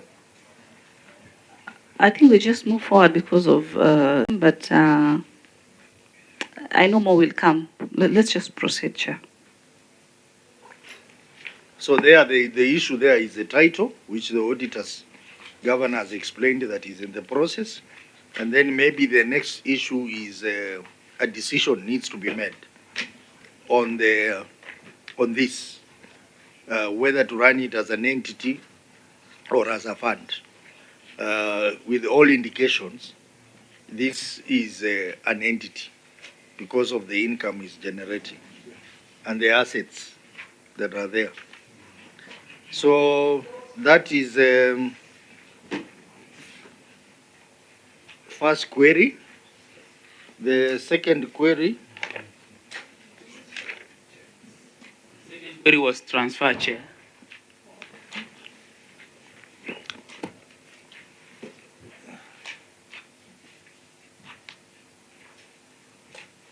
Yeah, the second query was a transfer, but was it transfer or biological assets?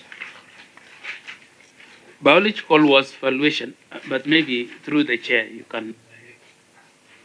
Yeah, that one.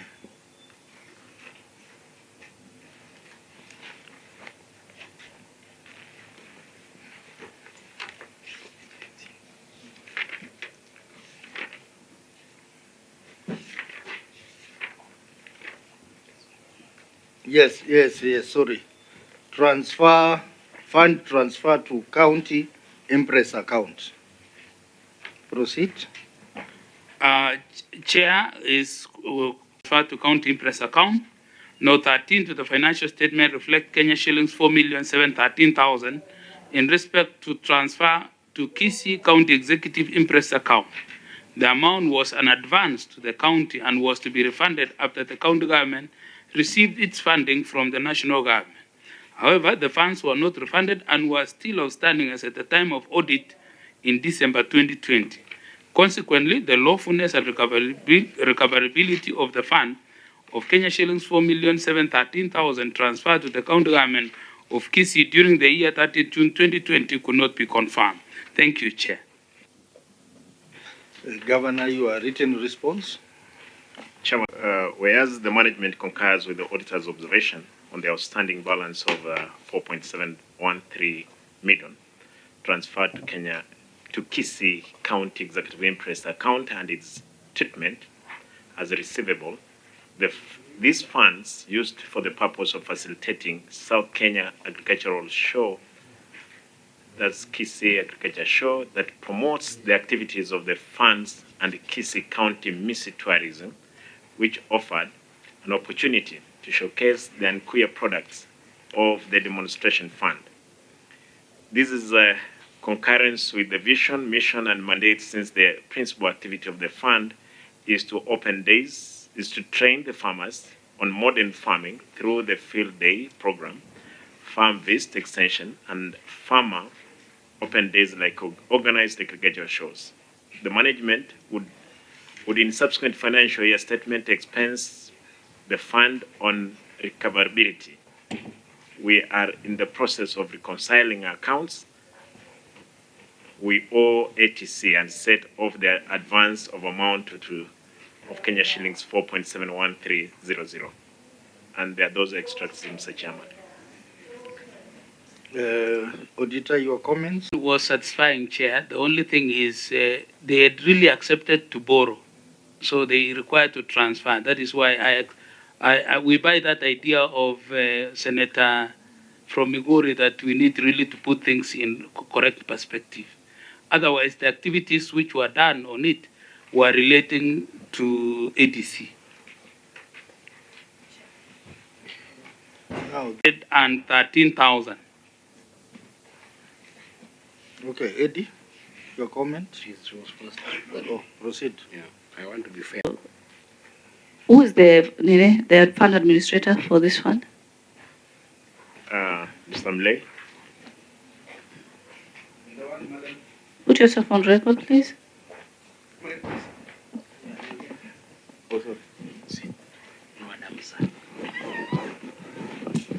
Your name, please, and your position. My name is Benson Mutiso Muley. Yeah. I'm the principal KCATC. Mutiso? Yes. In Kisii County? Yes. No problem. That's good. For how long have you been there? I've been in the ATC for 1.5 years. But in Kisii County, I've been working in the Department of Agriculture for the last 14 years. 14 years. Yes. Now, we are back to, you are the fund administrator or the fund accountant? Yes. Which is which? You are the fund administrator or the fund accountant? I'm the fund administrator in the institution. And you have a fund accountant? Do you? Yes, we have the fund accountant. Is he here with you or is she here with you? Mr. Nyandani is here, John. So, John, you are a fund accountant for many funds.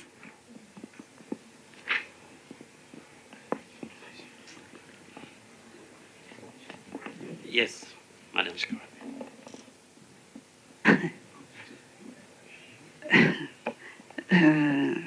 Okay. Why?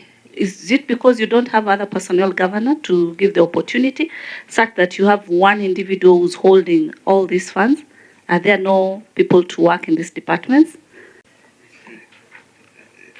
John is the director of accounting services. Mr. Mlay, you don't have an accountant? You have an accountant at the station?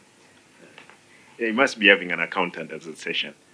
We have an accountant in the station, but she's answerable to John. No, I didn't ask where he or she's answerable. I asked who that person is. Because you see, the fund administrator and the accountant are working like this, because they need them to advise you. Are you a CPA holder? No. No problem. Don't proceed from there. I don't want you to contradict yourself. Just be comfortable. We're just getting to understand why we are still having a common denominator of a problem, whereby we're still going back to the issues of non-adherence to the law, whereby monies have been transferred and they're not going back. But there's a common factor, that is John, who seems to be within this circumference of these funds, the way they are moving from one account to the other. And auditor, I want to disagree with you a bit when you say the functions were the same. From where I sit, when we talk about Miss Tourism, you know, men are not so much into it like women. When you talk about Miss Tourism, it's a different showcase. It's a beauty pageant, a platform that we get the Miss Kisii and Mr. Kisii when we say the county Miss Tourism. That's a totally different event. So how does it come and it's agricultural? How does a Miss Kisii become an agricultural event? Hold on your answer, auditor. But back to the gentleman, you know, in conjunction with Mr. John. Why still the same problems? Is it a culture that you developed and it's an okay culture until we have to get to this position where we are? Through the chair, Madam Senator, we've learned a lot. This is my second appearance in Senate and I've learned a lot, Madam. I leave it at that. Full of bananas. And even we do showcasing. Have you brought some for us? From the fiber, we do showcase the outfits from bananas. Therefore, for Miss Tourism, would have actually just, you know, thinking that I should have worn the outfit from the banana fiber. Therefore, it could be right. Though I was not there, but I'm sure that it could be part of it. we beg you leave it at that, because your accountant has acknowledged the error because you were not there. Yeah. That for the interest of time, I wanted to refocus on the query at hand. Again, money was lent, and the money needs to be recovered. That's the query at hand, and it's as simple as such. Governor and governor has actually acknowledged there. The management will be in subsequent financial statement expense the funds to recover this fund. I think that's the answer. But I think that, Chair, there are two issues with this particular query, and one you have spoken to very clearly, but I don't think it's solved. I think that is what needs to be solved in this committee, whether this thing is a fund or is a corporation. And the moment you're running profit and loss account, because I can see from your financial statements that actually for what you're calling the fund has barely received money from the county, from your profit and loss. It's actually a viable corporation under section, I think it's section 182. And I hope you're taking notes. Look at section 182 of PFM Act on establishment and dissolution of county corporations and additional requirements for county corporations and county government linked corporations. So this is where the linked element comes in place. And Chair, perhaps what we need to solve and advise, because I think this is a very big potential corporation, Governor, that we need to solve for that definition, whether you are intentional to retain it as a fund, for which then it will mean that the profit and loss accounts must then be made something else, or whether from where you sit, the potential you see for this particular entity is to make it a full-fledged corporation. For me, that's the fundamental thing about this query that we need to solve, Chair, because if we solve that, then other things start falling in place, including the recoverability of this amount of money. Then we can start talking about, is there potential that from the profit and loss account that you're running currently, the cash flow is giving you confidence that you'll be able to get money from that particular element, maybe write off what are given to the county government, and when the county government is bringing it in, does it subject it to section 162? I mean 182, because now 182 on corporation says definition for purposes of section 182, which I read for you earlier, and 183, which is more about the restrictions that are put in place, and section 184, which is the responsibility that are given to the gentleman. Is it Wafula? the responsibility are given to Afula as a corporation. And that one I'll read for you, Governor. It says, for the purpose of Section 182... Is Mulei not Wafula? Mulei, sorry. Yeah, Mulei. So Mulei, for the purposes of Section 182, 183, and 84, county government-linked corporations means a county corporation in which the county government is a shareholder with less than 50% of the share capital of the corporation. And invest means any form of funding or potential funding provided to a county government corporation, including providing shareholder loans, capitals, or subsidies. The structure here means that if we choose to make it a corporation, then how that liability is solved will be within this premise of the law. But if it is a fund, then, and we choose to maintain it as a fund, then it means that then appropriation is the tool for which that money is recovered. So I think, Governor, perhaps we are going ahead of ourselves, Chair. We first of all solve that question of, do you want to make it a corporation or do you want to maintain it as a fund? My personal advice from what I've looked in your financial statement, that was I was reading here, is that, Governor, you've got a huge potential with this particular entity as a corporation. Huge potential. If you look at what's happening in Germany, Frankfurt, there are towns that are sustained purely by exhibitions on agriculture. Pure exhibitions on agriculture, and Kisii is one of those. Because I travel home every single time, and right from the time that I leave Keroka, going all the way to Kiumbu, going all the way until I get to Suneka, women and men are selling amazing agricultural crops at a throwaway prices. And there's potential for this particular corporation to actually make it a very serious corporation that's bringing money. So we solve for that question, Chair, then we solve for recoverability. But we will be mixing up when we say, oh, the county will do appropriation and then pay this back.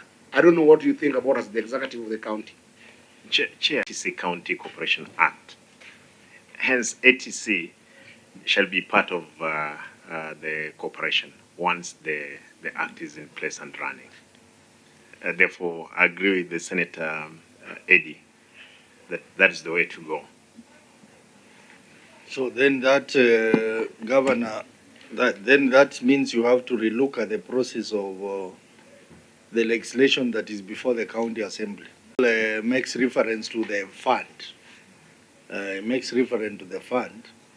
So it's called the Kisii County Agricultural Training Center Draft Bill 2024. Actually, that makes reference to a corporation. Yeah. So I think the thing is that you just need to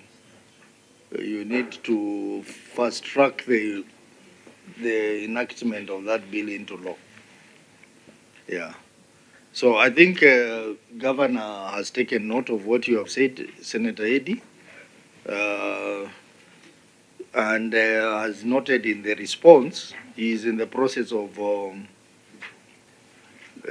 repaying the funds which were transferred from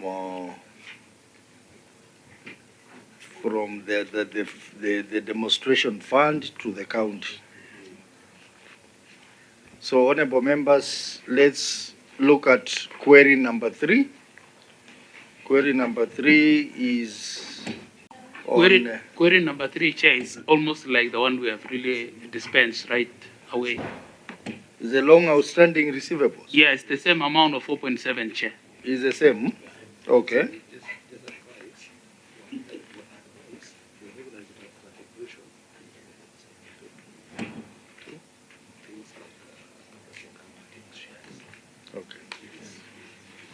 So you can regularize that as a corporation, and then now this can be handled as a debt. So what? Okay, budget control and performance, which was a 4th item. Yes. Proceed. The budget, that is report of demonstration chair, is budgetary controls and performance. The statement of comparison budget and actual amount reflect final receipts budget and actual on comparable basis of Kenya shillings 21,773,600 and Kenya shillings 20,818,238 respectively, resulting into underfunding of Kenya shillings 955,362 or 4%. Similarly, the fund expended 22,344,421 against the approved budget of 22,511,440, resulting into under expenditure of 167,019 or 1%. And the performance affect the plan activities and may have impact negatively on service delivery to the public. Thank you, Chair. Governor, your response? Thank you, Chair. Management response. The auditor's observation on subject matter. The budget estimate for the demonstration farm fund are a projection based on past performance. There was poor performance from training section, which is a major revenue stream for demonstration farm fund due to COVID-19 pandemic, which slowed down conference activities. There was also low performance in crop and livestock enterprises, which are revenue streams for the fund.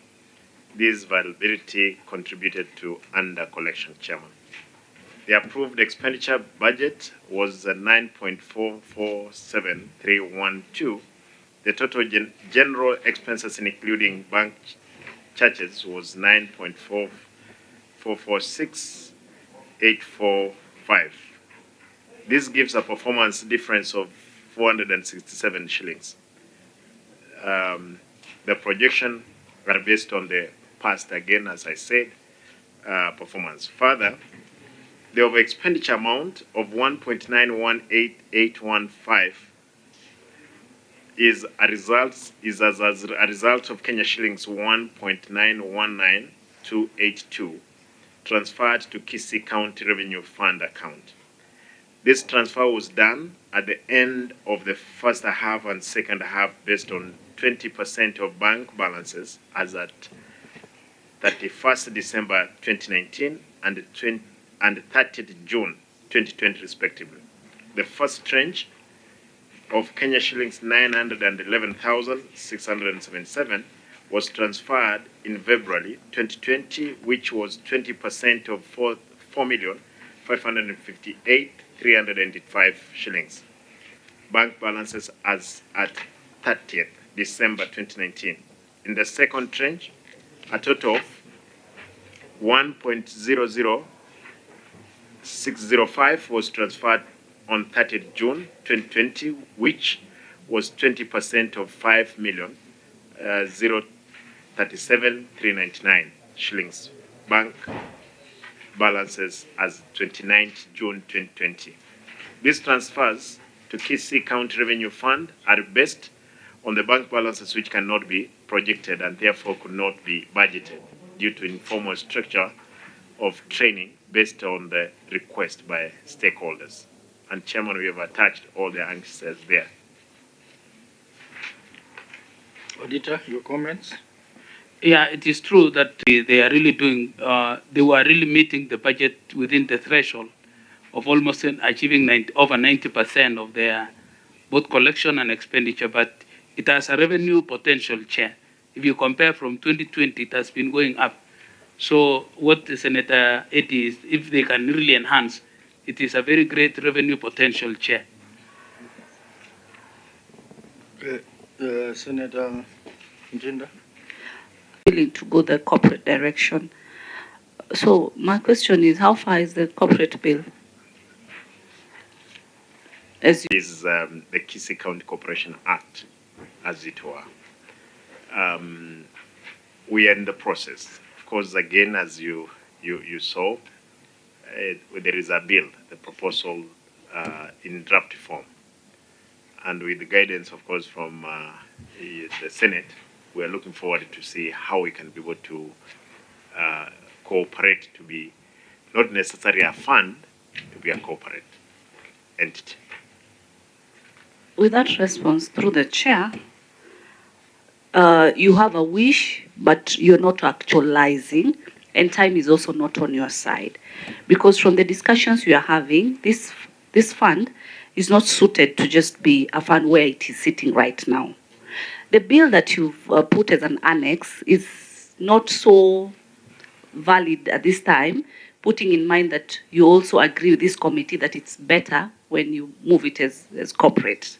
And so much of your focus should be on that particular, the Corporate Act. And it seems that you also not maybe started on it.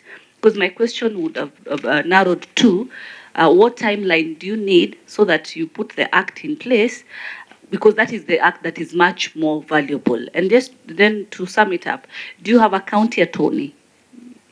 We do, yes. You do have a county attorney. Then that is a person, you is a new county attorney, you came with him or you was in the system? No, he's a new county attorney. Is a new county attorney. Perfect. Then this is a personnel who should be able to help you speed up on this act so that now this fund does not look sort of misplaced, because currently where it is, it has fallen back, and then it becomes a bit difficult to completely make it settle. But long term, moving forward, it's a better revenue, because you see, currently in DORA, we are fighting for you to have 415 billion. You've been a member of parliament, and you know the bill, we are going to go for mediation. As much as we're trying to justify the 415 billion for DORA, but we're also challenged in terms of your own source revenue. And these are some of the areas that you can be able to prove to Senate that you can be able to improve your own source revenue. All that is needed is basically the act, so that now it helps your institution be able to adhere to the regulations that would have been set. So I would request much more speed up, or it would be one of the many great achievements as you look forward to serving the second term in Kisii, unless you've changed your mind. Well put, but I want to state that yes, learning is a continuous process. We learn every day, and much of the interaction and what we're getting from colleagues, senators there, because we have no monopoly of ideas here, and that's why learning is a continuous process. We have learned, as my accountant was putting it, but we will be able to expedite the process to have the ATC under the corporation. All right. Yeah. Back to Chair. Said by Senator Eddy and Mtinda, I think the main thing is for a decision to be made on the county corporation, and then everything else will flow in place, including the issue of long outstanding receivables, the issue of budget control and performance. So I think it's a decision that you need to speed up. Honorable members, I think that brings us to the end of that fund as well. We have two other funds remaining. That is car loan and mortgage fund, and also Kisii County Alcoholic Drinks Fund. But we have run out of time. We are 10 minutes remaining before 2 o'clock. Governor, do you have any other fund that we were not looking at today? I think we were looking at 4, though 5. We came with another on the 5th. Is that the case?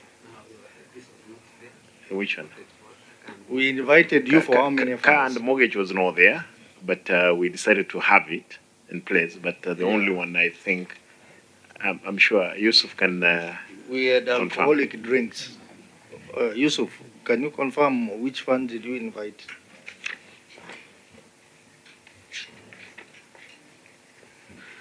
Chair, earlier we invited the county for a number of funds, including the COVID-19 fund and the Kisii Health. But then later the committee made a decision, the health sector, it will be considered differently, and I communicated the same with the CC Finance. And therefore for today we were to look at 4 That is the emergency, the alcoholic, the input farm, and the bursary. But the county also submitted to our offices the car loan and mortgage, and the same was verified by the Office of the Auditor General, which committee, if we have the time, we can still look at it. Okay, maybe on car loan and mortgage fund. Auditor, just give us a quick brief about it. Then I will make a decision in the interest of time. The issues about this budgetary control, Chair, which is at least that one is still a recurring issue. But the one they have really sorted out, Chair, was the issue of the car loan and mortgage regulations, which they didn't have, but now they have. Do you have any outstanding loans on? Yeah, what is outstanding, Chair, is a query on the funds which, when Chase Bank went under, it went under with 7 million, 7.2, which they have really tried to recover, Chair. They have only managed to recover 500,000, so 6.7. That is the major query in this client. And securities, issues of security? Securities, yeah, securities is what we were having a challenge here is that this loan was only going for CECs and governor, but other members of staff were not really being excluded, which currently the law, which the regulation they put in place is to incorporate everybody. Maybe the management can shed more light on that. So the greatest one was about the 7.2 million. 7.2 million. Yes. Less the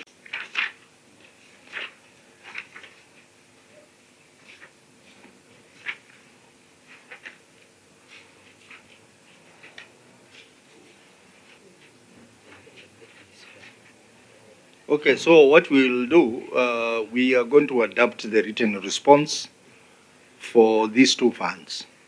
That is alcoholic drinks and car loan and mortgage fund. We will adapt the written response as received from the county. But if there will be any other clarifications, we will seek to get the clarification from the county.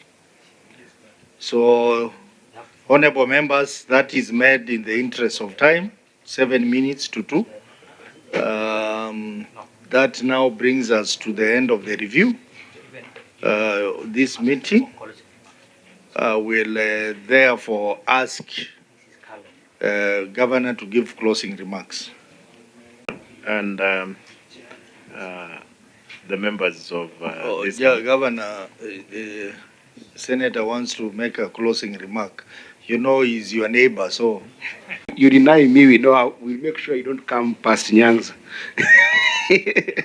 We have. No, I am married in Kisii, so no one can stop you from going there. Chair, I think I've got only two things to say. First of all, I want to congratulate you, Governor, for stamping your authority where there seems to be no clarity in previous expenses. And that one has saved Kisii a lot of money and will save Kisii a lot of money when we work with you on the subsequent reports of forensic nature that we want to get from the auditor.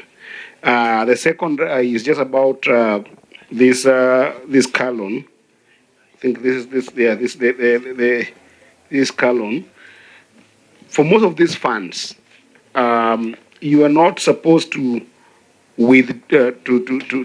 draw the regulation from PFM directly. And I don't know that the county attorney is here. Is the county attorney here?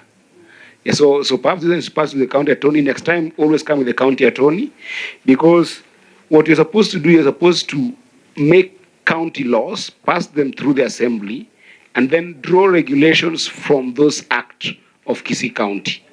Then those regulations then align with the subsequent regulations in PFM, not drawing them directly as I'm seeing on this particular one.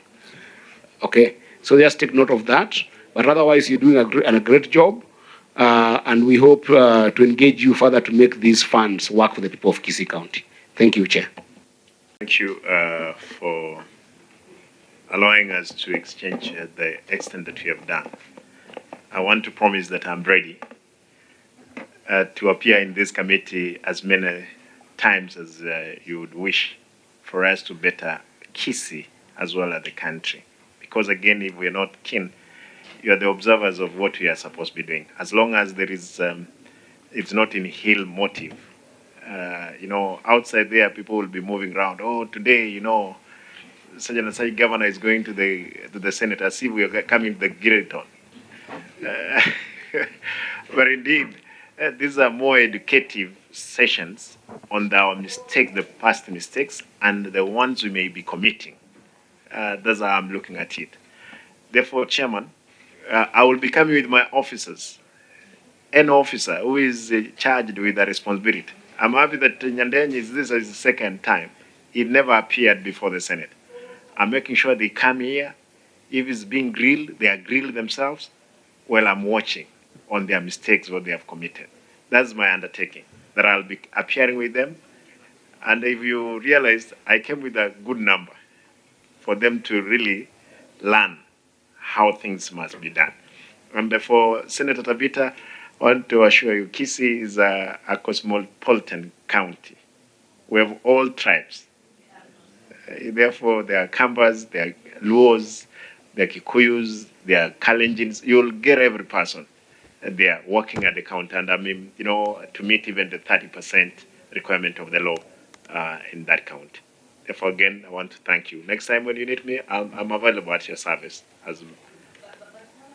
Committed on taking action when, apart from learning? Chair, you know that I'm an action-oriented. I've taken it before. And any other person who is floating any law, I'll take action. And they know that. Hakuna kucheka na mtu yoyote, because again, the Kenyans have given us a responsibility. We are the only people on stage at the moment. We must act to the performance. These people appreciate what we are doing. I've come to discover, and I'm sorry to say this, the bigger problem of this country is not even the common mwananchi. It's us elected leaders who have committed crimes that which people they are suffering from. Therefore, we must be able to fix it as leaders. And that's my take. We don't usually have a problem with you. When called upon, you appear. We have had an opportunity to engage on matters of water, and now we were engaging on funds. I think the next time we will be inviting you will be to talk about the hospitals, level 4 and level 5 hospitals in your county. And then thereafter, we will now start looking at your own account, your own reports from 2023 onwards. So we are here as your partners, and as you have rightly said, you will not be shy to take any action on any misappropriation or any unethical conduct. The directions we have given about the 6.6 million, we look forward to us concluding that matter. And as I said, if it will involve having to invite the former officials who are there to explain, we will do so without fear or favor, because our interest is to protect the funds of the people of Kisii. Clearly, there were challenges with budget control and performance. I think that's one area that we are seeing problems in as far as management of funds are concerned. Most of the funds do not adhere to the budget processes, and that is a big challenge. But we know that you being an action man, you will be able to ensure that moving forward, these funds adhere to budget processes within your county.